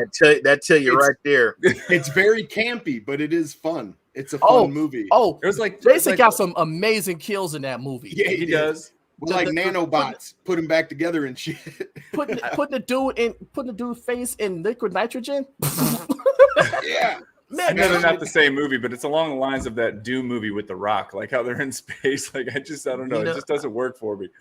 No, it was. I'm telling you, if you can put that past you, if you can put that past yourself and just watch it just for what they were trying to do. Entertainment. It was a good movie. It was a good movie, and especially like when they had the video showing where they showed the campers. I mean, the camp counselors smoking weed and having sex and whatnot, and that was the whole reason why Jason killed him in the first place. That's why I say that Nightmare on Elm Street is a more horror movie, is because Friday the 13th has a large thing of TNA connected to it, like.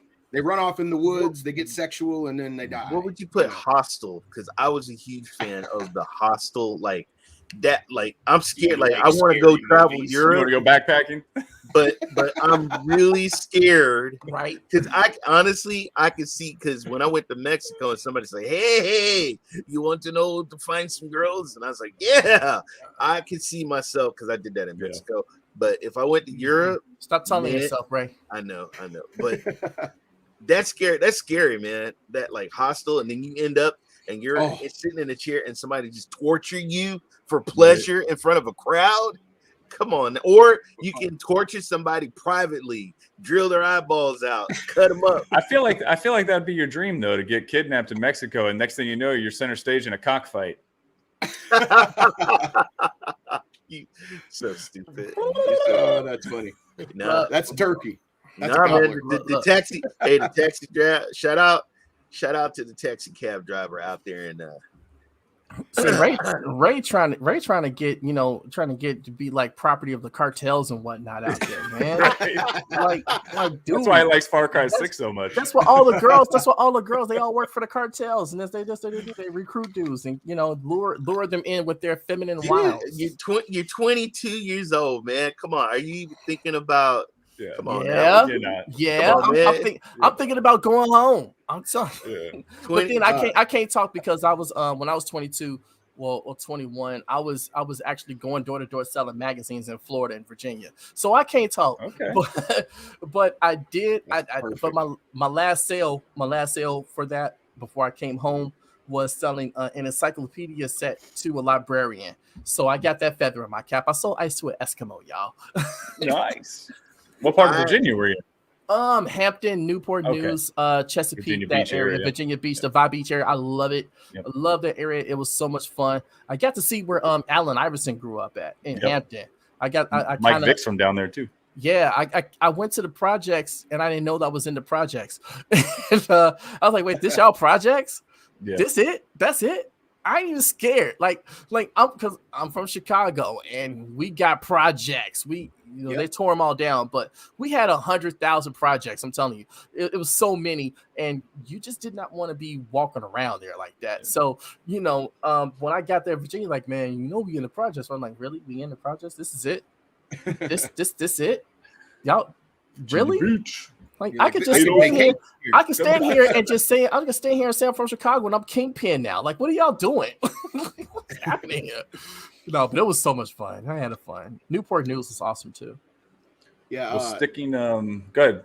What's your my favorite? We just got done talking about Nightmare or Friday the 13th. Was I think part 4 and 5, which would be the final chapter with the young Corey Tommy? Feldman. With the young Tommy. And then Yeah. the next one, the new beginning, is where Tommy's grown up. Those two were well, wait a minute. Was the next one when he's in the insane asylum? No, it's the one after that. I'm sorry. Jason Lives. So it's the final chapter and Jason Lives. Those are my two favorite. Yeah. I like Jason Takes Manhattan. That was kind of fun. It's campy, but it's good.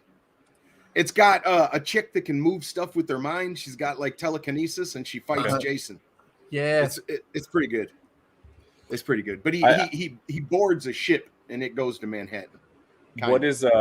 What in your opinion is the most iconic line in a scary movie? Would you like to play a game? I got it. Yeah, all right. Nobody's gonna beat this one. All right. Go ahead. Go ahead, Rev. Revs is awesome. Oh no, it was well I had put in thing, it was like where the girl was always watching TV in Nightmare on Elm Street 3, and then Freddy comes out the top of it. He said, "You finally made it. You're on TV. Welcome to prime time, bitch." Yeah.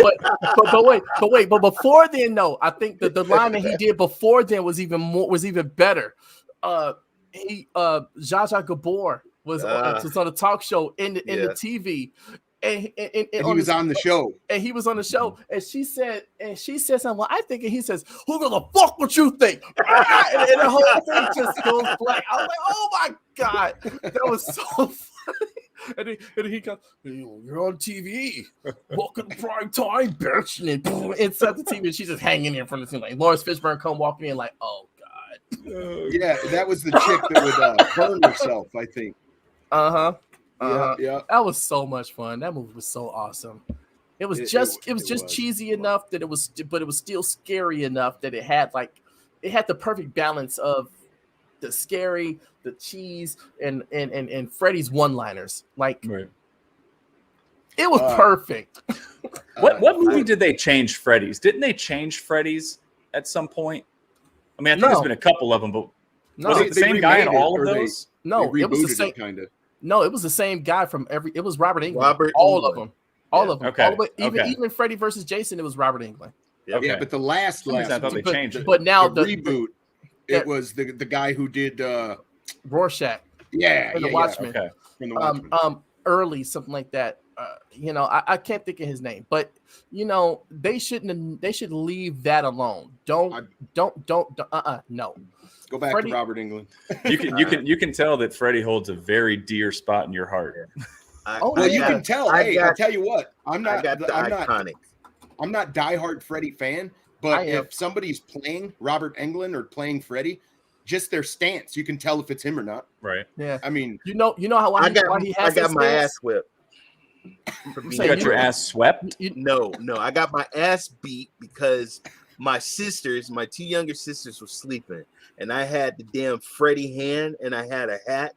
That was one of my costumes, and I was standing over my sister, and I was like, whoa, pretending that I was gonna slice her. And my dad came into the room. And he thought I was somebody that broke into the house. And Dad, it's me. It's me. But look at you, man. Look at you. But Dad was getting ready to choke me. But the reason why Robert Englund had that stance? Know the reason why? No, I don't. He stood like that because of the weight of the prop.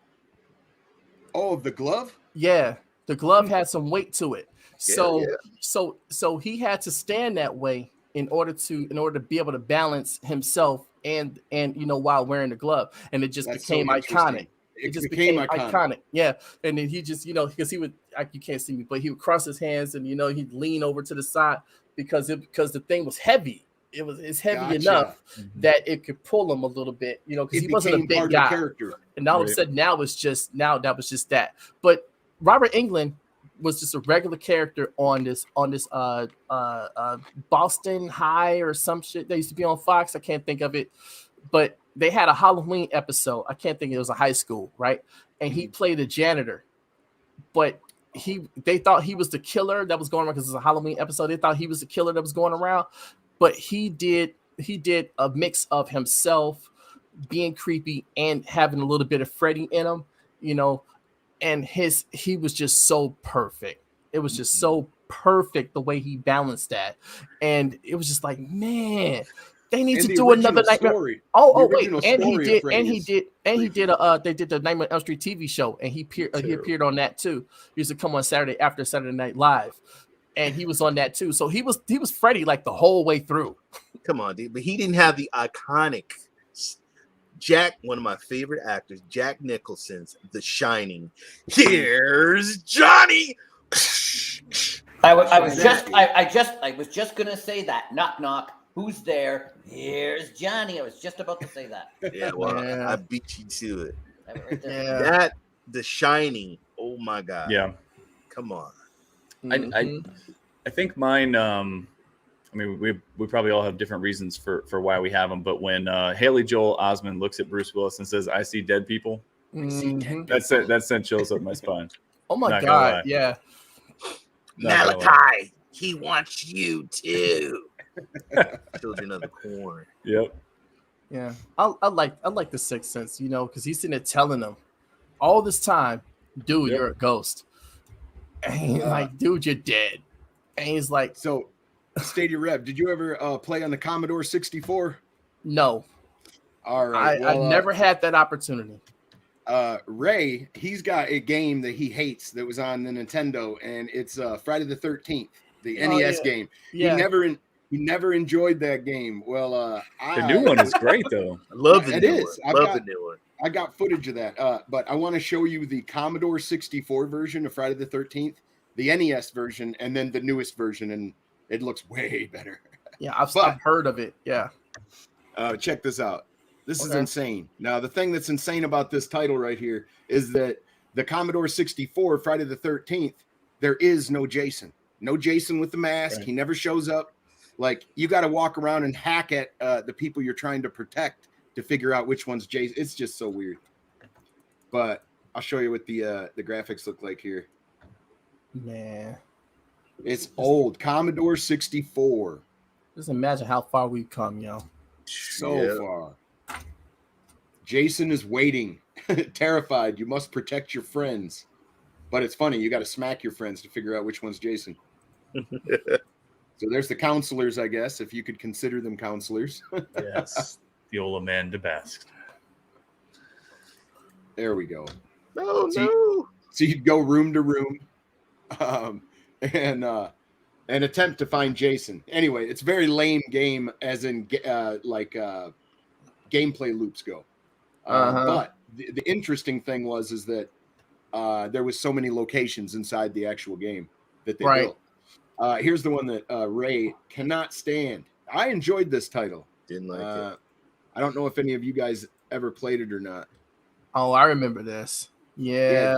Jason would actually come out and you'd fight him and send him away. Bigfoot. You'd have zombies popping up. You'd have to collect a lighter to light fireplaces inside the buildings to keep Jason out. So Jeff, you did some coding on this game, didn't you? I did make many a code for my VIC-20, my PET, and my Commodore 64. Not this game, but I did hack a lot of code back in the day. Well, this game was pretty interesting. And the reason it was interesting is because it kind of followed some of the lore. If you found your way into the woods, you could find a cabin and get something from the cabin, end up in a cave and find Jason's mom's head. and and her sweater. And if you put the sweater on, he wouldn't attack you. I'm pretty sure that Contra stole their layout from this game. How when you go into the buildings and it goes like yeah. The map. Yep. Look at the fonts and everything. Yeah. Now I do like this game. But I have to say the most frustrating thing about it to me is figuring out what direction you're traveling around the damn camp. Right. There's no way to really orient yourself. Yeah. Absolutely. Sorry, that's Friday the 13th anyway. Here's the newest one, Rev. I mean, this looks pretty darn dope. If we could get a Nightmare on Elm Street version of this, like this, it'd be really cool. Mm-hmm. So you get like 5 or 6 people together. One person's Jason, and the other people are counselors, and they actually try to set traps and escapes. A little bit like Dead by Daylight, just a little bit. But you could pick any different kind of Jason from all the movies. Oh, nice. So it'd be very cool if they did a Nightmare on Elm Street version, which they did add a DLC to Dead by Daylight that added Freddy. Mm-hmm. They look pretty. This is cool. Oh man, you can be one of the camp guys and hide under the bed, under the. You just said forget that door. I'm good on that door. Yeah, you could turn like the radio on, open the window, and then go hide under the bed, so the guy might think you jumped out the window. Nice. Yeah, it's pretty darn interesting, man. My son loves this game. He has issues with these doors. I swear to God. he sure does. He's like, turn the doorknob, dude. He's like, nah. We gon' I gotta do everything violently. It's the ultimate hide. Oh my God. They do cool, fantastic kills too. All right. Oh my God, killing. Oh, you just run for your life. He just seen better days. I swear to God, he has. He sure has. My special boy. It's even got the sound effects. Special boy. Oh God, no! Like, don't lock no more. Look, the guy, he's still in that room. Run, fool! He is. He better get out there. What the hell's he doing? Must be an NPC. Uh-oh. Oh God, dude. You about to catch one. Oh, he ripped his top jaw off. I don't know how you do that. Yeah, I just love the kills, man. I wanted to show he was an airhead now. Nobody. Boy. Oh yeah. Hunt them down and make them pay. He teed off on him. Man. 4. Wow. It seems like he was on the 18th green. Hell yeah. See, I be hiding in the closet, man. Allegedly. And see, he could do is like his fear. He sent you out, and you would be frightened to move. But you have powers. You can throw like firecrackers at him. You're just an idiot. You should not have touched her boobies. Now you die. Exactly. No. Jason got hurt. Yep. Jason was the moral compass we all needed. Run, kid. Run for your life. Oh, run, kid. Wow, smacked him with that thing. Oh. No doubt, man. I need to play this. This looks fun. It's so much fun. I mean, it was Dead by Daylight before Dead by Daylight. Fear mode on it. Run, kid. Stadia Rev. Sierra wanted to know if you played any retro zombie games or any zombie games, period. What was that? Splatterhouse. Oh, good game. Love Splatterhouse. House of the Dead. Yeah, House of the Dead was good. I don't know if you ever played these, but they're like Resident Evil before Resident Evil. They were called Alone in the Dark. I remember Alone in the Dark. I just never got a chance to play it. It was very rudimentary polygons. I got a clip of it, but yeah, it's real dark though. It did like Cthulhu lore or whatever. Yeah. Man, but that not Splat. It was Splathouse, but House of the Dead. Because Splatterhouse was on like the what was that, the TurboGrafx 16, I think it was. Yep. It sure was. And it was like it was almost like Jason or something like that. It was almost like Friday the 13th a little bit. It was borrowed heavily. It borrowed heavily from it, but no, No, House of the Dead was awesome. I love that freaking game. And here's the Nightmare on Elm Street second one trailer. I love this movie. It's not a favorite of a lot of people though. Why do you like this movie? I need to know this. Because of the way. God, that was like someone. Let me pause it. The reason I like this one or one of the reasons I liked it the most is the dynamic between Freddy and his vessel, because they were both one and the same kind of. Like at the end, spoiler alert, Freddy gets burnt up, and the thing that comes out of the burnt like shavings is the dude Jesse. He's alive. So they were kind of one and the same person, and the way it seemed like Freddy was inside of him with like the eyeball and the neck, and when he screamed, and then the part that scared me the most is when Freddy gets really close to him, and Freddy grabs his skull and he pulls his like skull piece back, and you can see his pulsating brain, and he's like, Jesse, you've got the body, but I got the brain. Yeah. That's another great quote. But that's why I really liked that one, and I don't know, man. It was very entertaining, very much. See, underlying things aside, the reason why I didn't feel that movie was because of they tried to make it into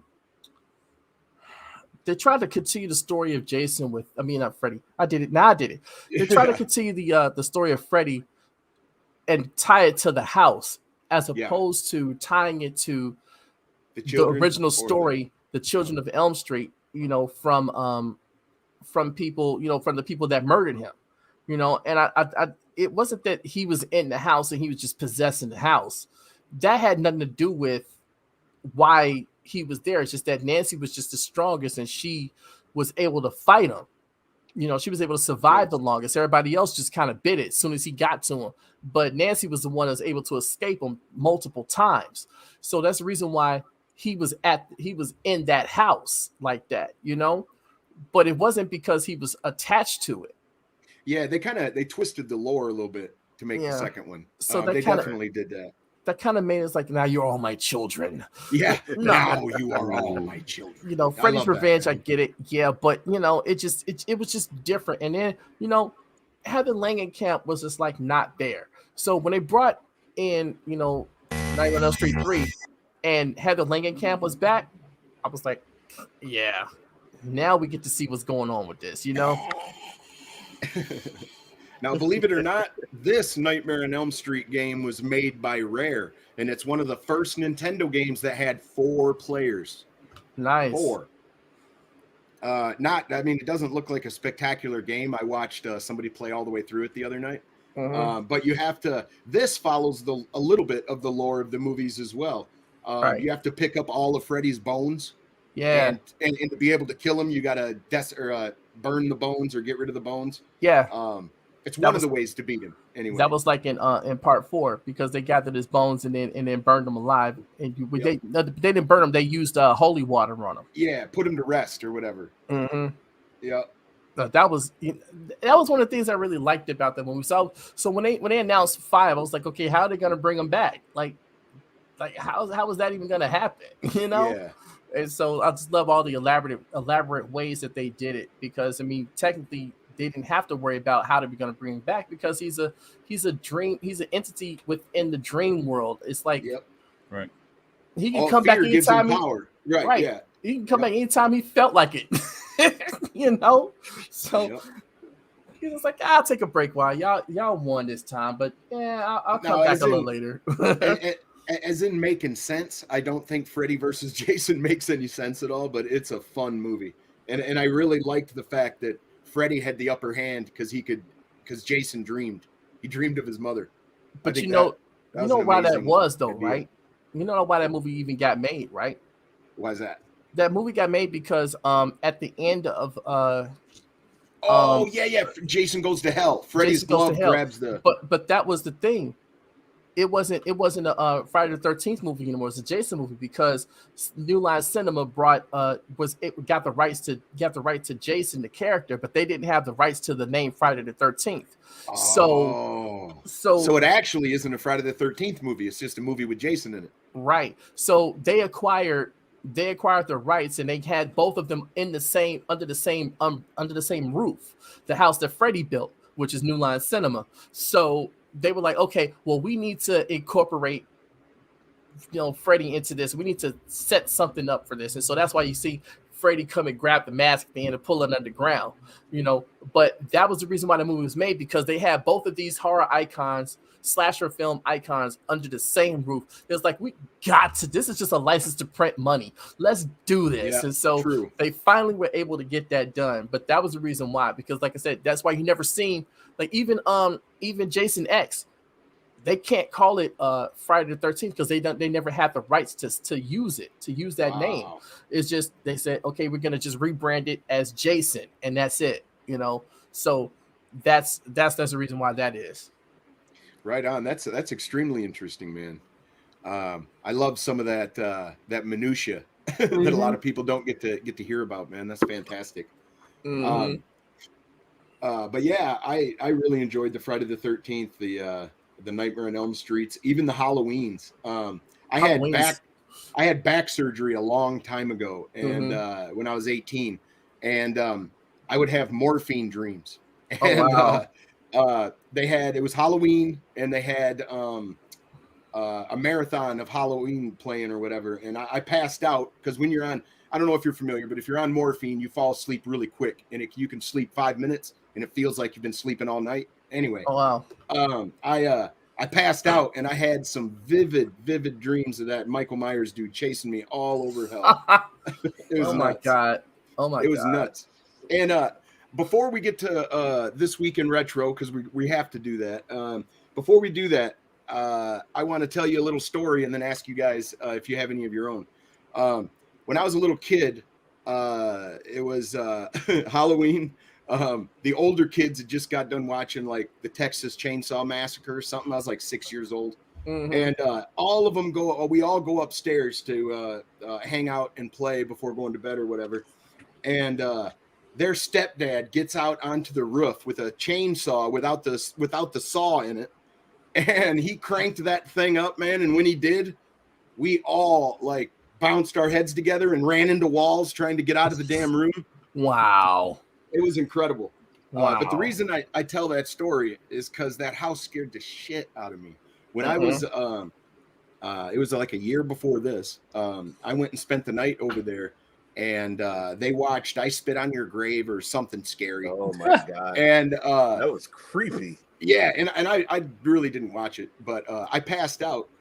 And anyway, I woke up, and there was little...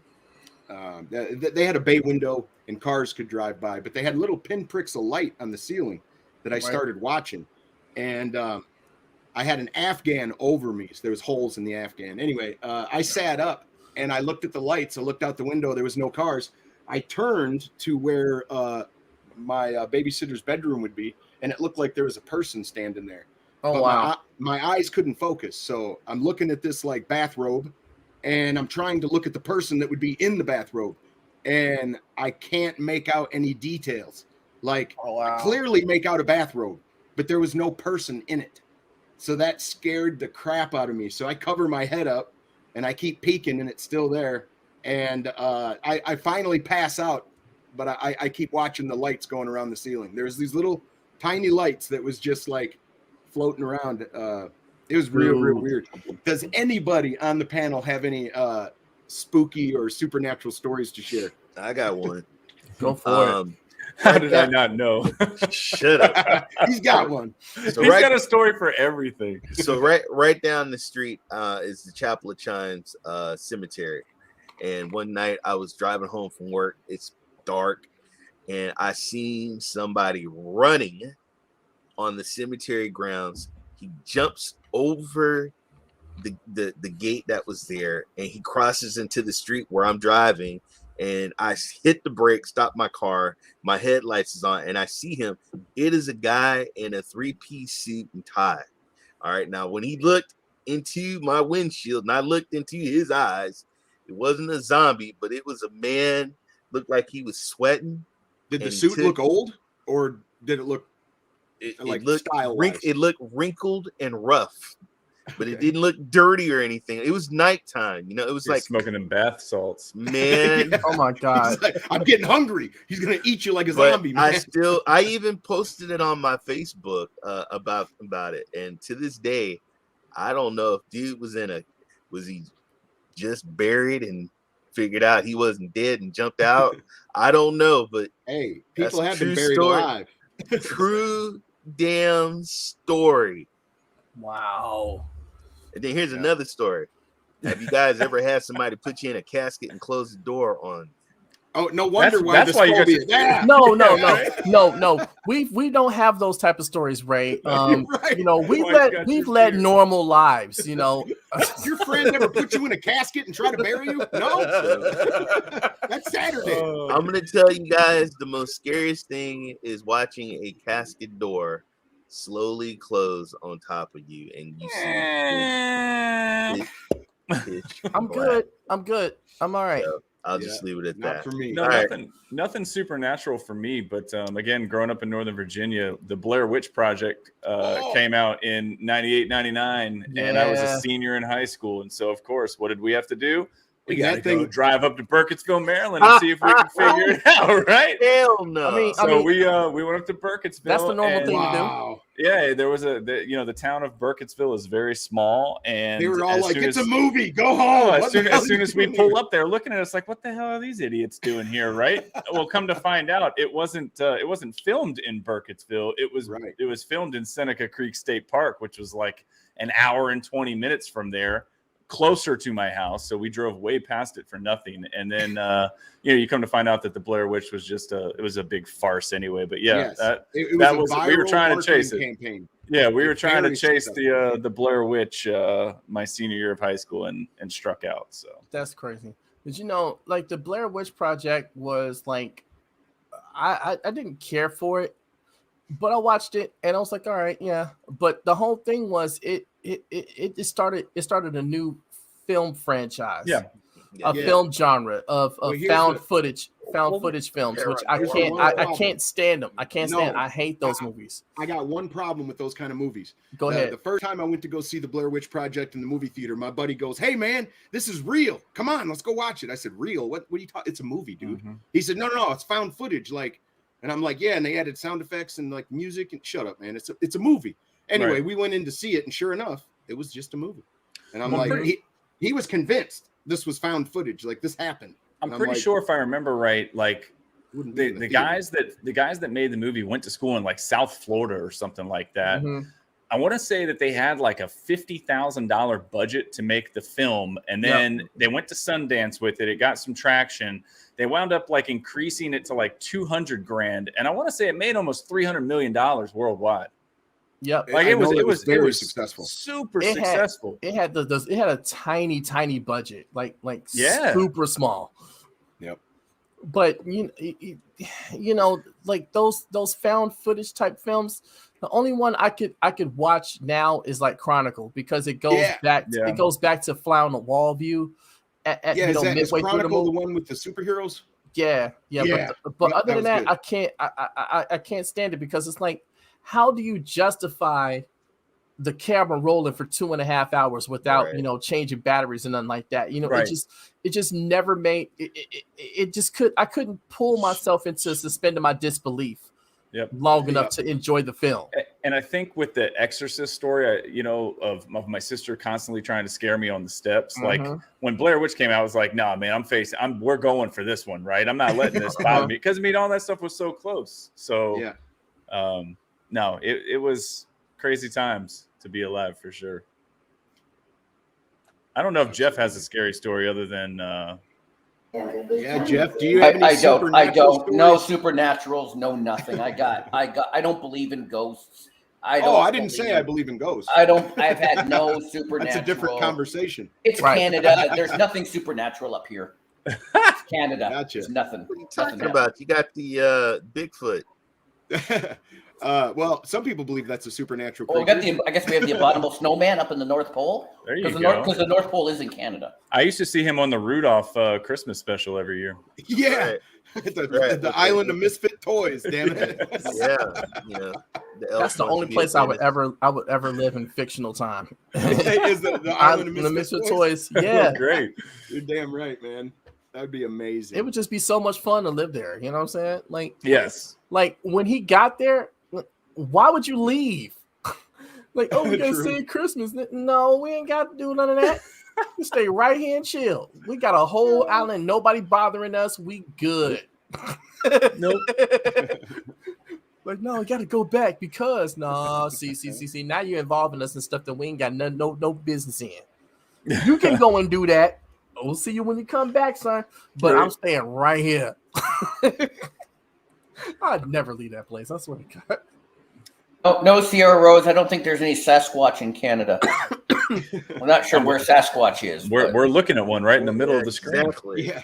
Well, we were Sierra and I were discussing this yesterday about, I mentioned that I was gonna ask if you guys had any ghost stories or not, and we got into that discussion. And she said, "Do you think that when somebody experiences a haunting, is that actually like a spirit or a dead person?" And I said no, because there'd be ghosts everywhere. It would literally be like that show Ghosts, where they're just standing around like, cursing the living or whatever. I don't know. What are we doing here? Singing Next thing you Henry know, David I Am. you're Patrick Swayze getting up behind her, helping to form the clay pot. Hey, look, man. Hey, He was alive when that happened. Hey, they got. I'm Hey, Henry the look, Eighth. I am Henry the they Eighth. got I stuff am. that I they am. can't explain on video. All right, I know the famous hotel where the lady was seen in the Oh, elevator. dude, there's so many hotel stories. She's going Oh, in yeah. and out of the elevator. She's hitting the button. She's acting crazy. Yeah, she wound up in the tank at the roof. Exactly. Melissa Lamb. What was Melissa Lamb. Yes, explain that story. Okay, That video gives me the creeps every time I watch now- it. What was that Jim Carrey movie about the hotel room? Number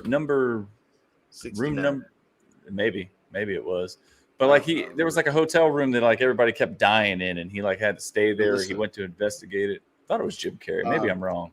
but Remember House on the Hill. Alyssa Lamb was a young woman that went to stay at a hotel, and Number 23. eventually, what ended up happening is she got caught on CCTV cameras going into the elevator and hitting all the numbers, and like playing a game, popping their head out and looking like she was like trying to hide from somebody, and eventually she disappears off camera. And she literally disappears. People started to complain that the drinking water in the building was going bad, and people were getting like black secretions through the water. And eventually they make it all the way to the roof, and they unlock, because it was padlocked. They unlocked the water tank and open it, and she was inside it. Oh, Inside the water tank, and she couldn't have climbed in it, shut it, and locked it herself. And Right. it wasn't homicide either. So they don't know. There's a Netflix what happened. story documentary on it. Yeah, and if anybody is interested in those types of stories, look up The Missing 411. It's an awesome series. It's Missing 411, The Hunted, and Missing 411. One is about children that get lost in the woods and get found again under weird circumstances. Like you turn your back and you turn back around and your kid's gone. oh wow. And you find him 3 miles away and he's 5 years old up over a mountain range, and you're like, how did he cross the mountain? Like there's a lot of weird stories out there like that. Wow. Lots. Yeah, it's a lot. It's a lot of little mysteries and stuff that's going on out there. Yeah, all that stuff is fascinating. It sure is, man. I love all that stuff. But what it is, I have no idea. I wouldn't think it's actually dead people, but they are experiencing something. I don't discount the experience, and I don't discount the evidence either. So Yeah, I mean, I didn't have like a scary story kind of thing or anything, like that. But I had an experience that kind of freaked me out. But it was just like one of those things where, like, say, I don't know if anybody experienced this, but like if you're just laying down in the bed or something like that, and then all of a sudden you can't move.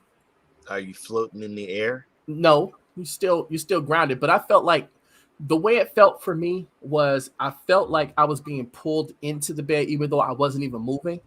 But it felt like I felt like it was just like this weird sound I was hearing, like I don't know how you can explain it. It was like a low rumbling sound or and vibration. yeah, it was like really low vibration. But I'm laying in bed and I'm just like, okay. And I feel like I'm being pulled inside of it. And I could move my eyes, but I could not move no other part of my body. I was like, it was like my whole body was like paralyzed. And I'm just like, I'm sitting here just in my head, like, okay, move your leg, move something, you know. And I couldn't do it for like at least a good 45 seconds.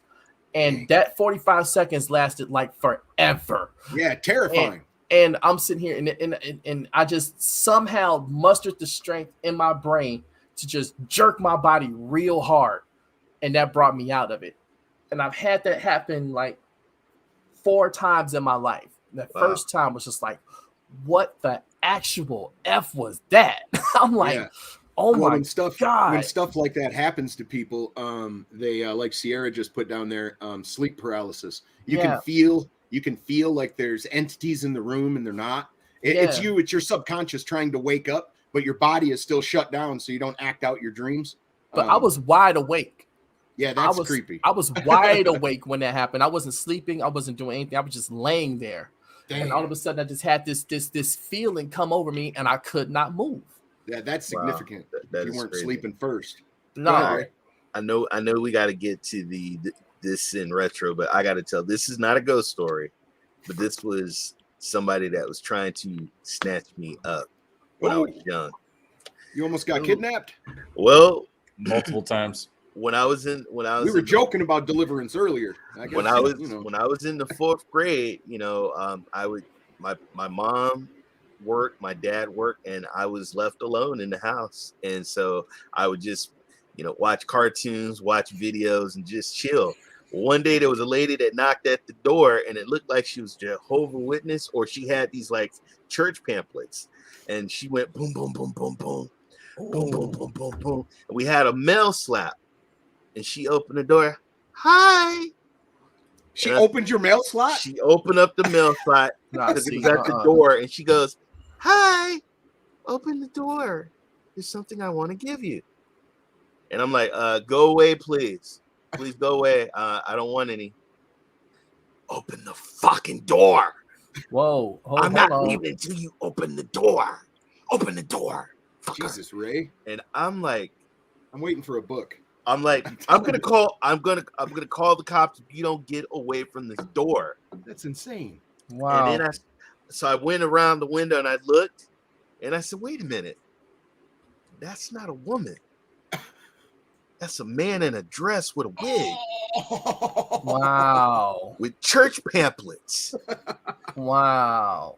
And I'm like, if you don't leave, I'm gonna call the cops. I'm calling the cops right now.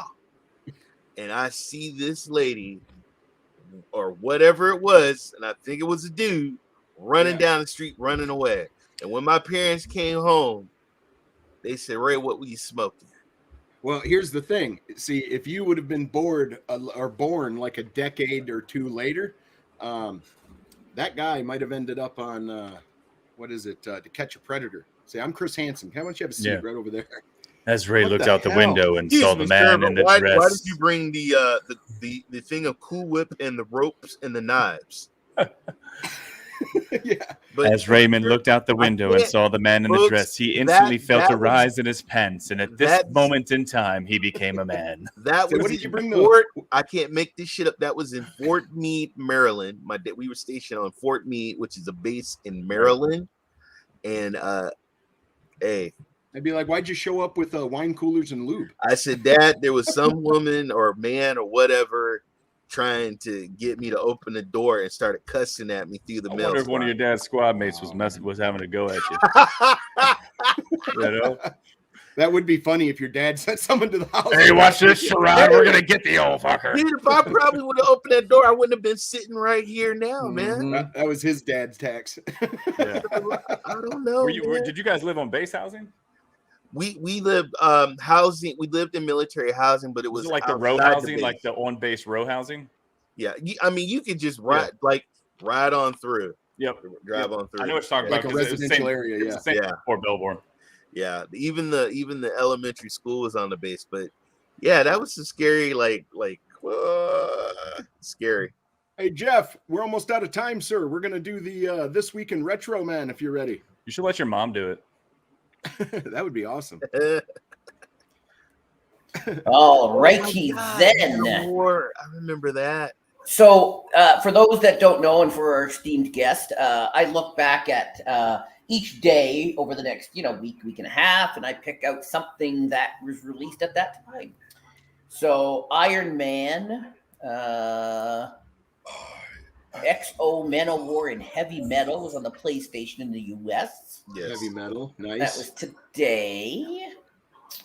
And then we had tomorrow will be, of course, my favorite. Everyone knows it, Duke Nukem episode 1, 2, and 3 over on the DOS version.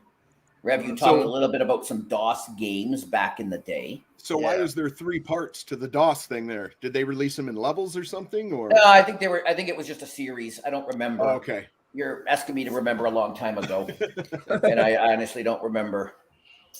And then, of course, everyone's favorite, The Simpsons game, came out in the UK. Came out in multiple platforms. So that's why it says multi. Came out on basically, everything back in the day in 2007. Is 2007 retro? 2007. What did your mom think? Getting close. That's like 14 years ago. So I would think retro would be at least 20. That's not what you said earlier. That's not what you said earlier. What? Right? Oh no, yeah, he did. He said anything from from behind, like almost like the cartridge. It's almost like anything cartridge, So that's too new. So 14 is not okay. A lot of people say a console generation or twos. Okay, so 2007 is not retro to you. I think that's what Pam said last time, right? It was two consoles. Yeah, yep, that's what she said. Yeah. Yep. So guys, Simpsons, we're basically talking about the Xbox 360. Yeah, I know. In the PS3. I'd say the Xbox 360 is retro. Thank you. Yeah. Here's the Simpsons game. At Is least it? this is the one he was talking about. I think it's the one. Oh, that's Jeff with some brown stuff around his mouth. See? And here comes Spider Pig. I did play this on one of my retro Friday nights. I did play one of the very first ones I played. Chocolate bunnies. So you've done this one and you've done Bikini Bottom, haven't you? I have. That's why it's on the list. Yeah. That actually looks pretty good. Super too. Bart. I also remember the have Bart Simpson rap. I also have this on the for my PSP. God, those were some good games back then, man. I missed the PSP, man. It was ahead of its time, dude. I'm gonna have to get me a Switch or something eventually. Yeah. Getting some Mario withdrawal. Oh, that sun is killing me. Holy crap. All right. I got a PSP. So The Simpsons. So SpongeBob. I play every first Friday of every month on Retro Gaming Friday night. I play SpongeBob Battle for Bikini Bottom. So good to know it's the anniversary of it coming out this week. So I'll have to make sure to bring that up. I did not know that. So I did some research this week. So and then Crash Bandicoot Warped on the PlayStation and back in '98, maybe, and then in '02. Spy Hunter. Sinister, Spy Hunter, Stargate, and Tapper all came up for the Palm Pilot. If I was at home, I'd pull up. I have my Palm Pilot. I had a Palm obviously Pilot. not at home. I had a Palm Pilot. Everybody had a Palm Pilot back in That's the day. what she said. If I'm remembering correctly, Spy Hunter is the game where you would come out of the semi, drive out of the semi or something. What are you talking about? The semi, dude? Come on, Spy man. Hunter? Come on, man. Spy Hunter. Spy Silver Hunter. car? The silver car, dude. All right, I'm probably wrong. Monopoly. Ooh. I got a 97. new Monopoly game I coming. like this. I like the start of this next list down lower, though. Yeah, me too. No doubt. That's the stands out. Yes. Standouts. Legendary. I had the Dreamcast version too, which is a very underrated system. Do you choose the red pill or the blue I played the pill? crap out of Matrix. Oh yeah, Neo. definitely the Path of Neo. Sega. Tony Hawk, though, man, it was such a franchise. What an amazing game! Dude. Put a lot of hours into that. Oh, Jeffy left. Oh, Me Well, and we Tony were- Hawk. I didn't really get into Tony Hawk like that because I was not into that skater culture stuff. I had a fat I skateboard. wasn't. I couldn't skate at all. I had a Veriflex skateboard with an awesome gnarly graphic. It's I don't know why it's not hard for me to picture you as a skater, Ray. I mean, hello. I mean, if I stood on a skateboard, I'd probably break it down. But back then, when I was skinny, is this back when you break dance too? I had a Huffy BMX bike and I had a skateboard, and I was into doing stunts and all kinds of stuff. I feel like that's why you used to work at the storage places, so you had free reign to just ride your skateboard around. Hey, you know what? I used to run jerks that did that and some other things in the storage units that I won't talk about. Let's not talk about that. Those are my favorite stories. I got 3,000 pictures and videos. Oh, I'm waiting for the coffee table book. It's coming. I'm telling you, man. I'm telling you, I want Ray to just write a bunch of his stories down, and I want Rock to narrate them. that would be funny. As I walked into the storage room, the guy was pulling up his pants as the other guy ran out. That would be funny. What kind of bubble gum is that? It's Trojan brand. Yeah. Oh, I love that movie. That voice is so radio friendly. Yeah. Yes, it is. I love this game. Like you just let him just read books and Damn stuff. It, you gonna make me go play Matrix now, dude. The Matrix is coming out with a new movie. Yeah. Sure. Resurrections in San Francisco. Yep, Resurrections, and it's coming out in December. But it's not going to have what's his face in it? Is it the bad guy? What's his name? Mr. Morpheus. It's about Agent Smith. Yes. Smith, yeah. No, he was destroyed. So yeah, he was destroyed. But there may be different versions of a few of the older characters, like Morpheus. He might have a different residual self-image now or something. Well, the thing is with Morpheus is that they're sticking to the canon that happened in the Path of Neo game because Morpheus was killed in that. He got capped. Very good. He was killed in that game. So this person is playing a different version of Morpheus, but I'm not sure how that's gonna play because if you listen to some of the rumors and stuff that's going on about it, is that there's multiple matrices happening at the same time. Like the matrix that Neo is in is the one that's specifically made for him. Yep. Yeah. Try to contain him or study him or whatever they're doing. Yeah, because they never said that he actually died in the film. Correct. And they did leave uploaded him, kind of. Yeah, and they did what it looked like. Yeah, and the Oracle left it ambiguous that left it open that he could return. So do you ever think that Neo is gonna come back? They said, I believe so, or something to that effect. That's what the Oracle said. So that kind of left the door open that Neo wasn't exactly dead. So yeah, I think we're in for a big surprises. I think in December when it comes back. But such a classic movie. It definitely woke a lot of people up to sci-fi for sure. I used to live like right down the street from the Wachowskis' studio. Mm-hmm. And I didn't even know that at the time. I used to just walk past this building, and it was just really quirky on the outside and everything. And it was like, they had the cube windows, so you couldn't really see in and stuff like that. But they had like a little break area outside and everything. And I would just ride my bike past it, and we walk past it. We just walk in the neighborhood and stuff. And I was just like, oh, that's pretty cool. So when I got into audio engineering school, they told us about this place called KinoWorks. And I'm like, okay, so what's that about? So I go read about it, because there was like internships. We could probably do something there or something like that. And I looked it up, and I'm like, oh man, this is the Wachowskis' place. That's right down the street from where I live. That's like right down the street from my apartment. I'm like, I didn't know that they had like this big ass slide in there and everything, because they showed pictures online. And I'm like, man, I walk past this place like damn near every day, Damn. And this is where they work out of, Lily and Lana, now because they were Larry and Andy at first, but now they're Lily and Lana. So, but I think Lily is doing this movie. Lana, I think it's Lily, but the other Lana is not involved in it. Right.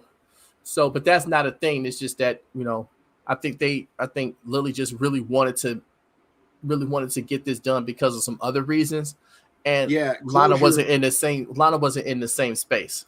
So, Closure for the death of her parents was one of the things I heard. But to revisit and tell another story in the universe, yeah, it was based on that. So Yeah. it should be interesting to see how it all comes together. I really love the Matrix movies, especially the first and second. yeah, Me too. yeah. I think the sequels got hammered for a lot of the wrong reasons, because they got hammered because they weren't the original. Like the original Matrix is such a masterpiece, right? And then a few years later they come with these sequels, and people are like, well, it's not like the first. The first was great, but this is. But if you really watch them and pay attention to them, aside from the slow pacing sometimes in Reloaded at the end, and then in Revolutions, there's some pacing issues or whatever. But if you just watch them, well, the on quote their at the own, end of the quote at the end of the first one was perfect. I'm not calling you to tell you how this is going to end. I'm telling you how it's going to begin. Yeah. Yeah, So love it. The bar was set so high, but if you watch those two movies independent of the first one, they're actually pretty entertaining, and they're good. They're good stories on their own. And then if you watch it all three, it's like, all right, yeah, I can see where they were trying to go with that, but but the original Matrix is so groundbreaking. Like I got like 2-3 versions of that movie somewhere, and I played Into the Matrix, the game, to get the full context of all the lore from the sequels and whatnot. So I had I had the Animatrix, and I watched all of that. So I had such a huge understanding of what was going on in the movies. And I think a lot of people really didn't do that and get the full context of those two films to really understand it. And you know how some people are; they just like to just bash just because. Well, those are the types of stories that I love the most. That they're as deep as you want to go. Mm-hmm. I love that stuff. But hey, it's been fabulous, man. Yes. Stadia Rev, please give yourself a shout out. Tell people what you're doing, where they can find you, and all that happy stuff. And we want to thank you very much for making the time to come on. Absolutely. Of course, man. I've been looking forward to this for a while. So I'm really happy to make this appearance and do this with you guys. But you can find me on Twitter at sfounder2019. I'm there. I'm always making my presence known for some strange reason. I just can't stop. But you can also find me on YouTube here, the Stadia Revolution. Just peep out, check out my videos, subscribe to the channel. It's all good. And then also you can find me on Stadia at Sephiroth Rising. That's my name on there. So if you guys ever want to get some gaming in, like if you want to, speaking of zombies, if you want to do some Watchdog Legion of the Dead, I do want to do that. I do want to get a group of people together and let's have some fun killing some zombies and stuff. I want to do that. So we got World War Z coming soon too. Yes, sir. Yeah, man. Yes, sir. So I'm anything where I can kill some zombies, I'm all for it. Absolutely. I know you're trying to wrap up, but just kind of on that subject, I just found out the other day that Horde mode on Doom is only single player, man. Hey, but you know what you can do though? You can state share or whatever, and then make your friend try to beat your score. Yeah. Okay. All right. I played through Dre's, and when you actually beat the score, it says you beat their score. Huh. Oh, that's dope. I was really bummed when I found that out. I guess I wasn't paying attention. But they use the state share for that is pretty awesome, though. Yeah, no doubt. And it was real seamless too. I just clicked something and then clicked play, and then I was in my game, and it was all his state share was loaded up. Because what it is it's your gear loadout, I guess. Like if I pick just the chainsaw, you got to go in with just the chainsaw and try to beat my score. It's pretty interesting. Right, it's a great use of it. Absolutely. All right, Jeff, how about you, sir? We're going to end with you, Ryzak, if that's all right. Oh, yeah. Yeah, sorry, my internet went down. So I had to quickly switch over to mobiles. That's why I was gone. So hopefully you guys wrapped up the rest of this weekend. Oh, yeah, we did. Yeah, we just got done showing the last two. Perfect. Sorry about that. Monday, I'll be back tomorrow night doing a Stadia Bash stream. I'm going to check out some of the November Pro games. And then Wednesday, I'm going to be back doing Crata and maybe some Riders Republic if I get around to buying it. I just haven't had a chance to yet. Keep waiting for Super Animal Royale 2 to keep coming out. Friday night is the first Friday of the month, so I'll be back playing SpongeBob. And then, of course, Thursday, right before that, we got the big show with Ryzak and the Cowboy. No Yes Men. Sounds good, man. Ray, how about you, sir? What have you been up to, and where can people find you? Well, tonight, guys, I'm going to be on YouTube. Just look on my Twitter page. I'm always posting what I'm going to be doing next. But tonight, I'm doing some Red Dead online on Stadia. Bound Boys, the Blue Beanie Posse. Let's get this call of arms and kill some more zombies.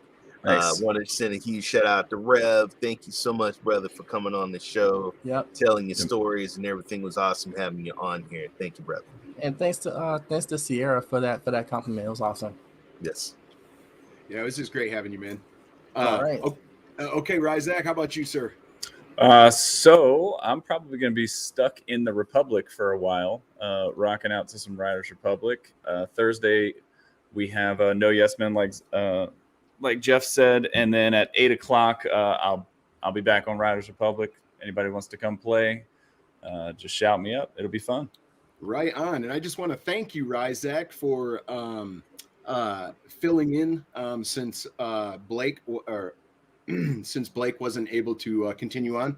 I wanted to thank you for joining us, man. I know this is going to be the last time that you join us for Retro Rewind, and I just wanted to say thank you, sir, for all your input and your help. It was much appreciated, sir. I appreciate you guys. All the love that you guys give me, it's reciprocated right back to you three, and I appreciate you. Yep. Thank you, Ryzak. Well, I'm SPG, Stadia Pro Gaming on YouTube. You can find me streaming Mondays, Wednesdays, and Thursdays from 12 to 2, and every other Sunday here for Retro Rewind. I want to thank all of you guys for joining us for this Halloween episode. And just to let you know that you guys are appreciated. Thank you for participating in the Halloween. chat. Happy And Halloween. happy Halloween, everyone. Peace out. Happy gaming, y'all. Yeah. Later. Game on, y'all.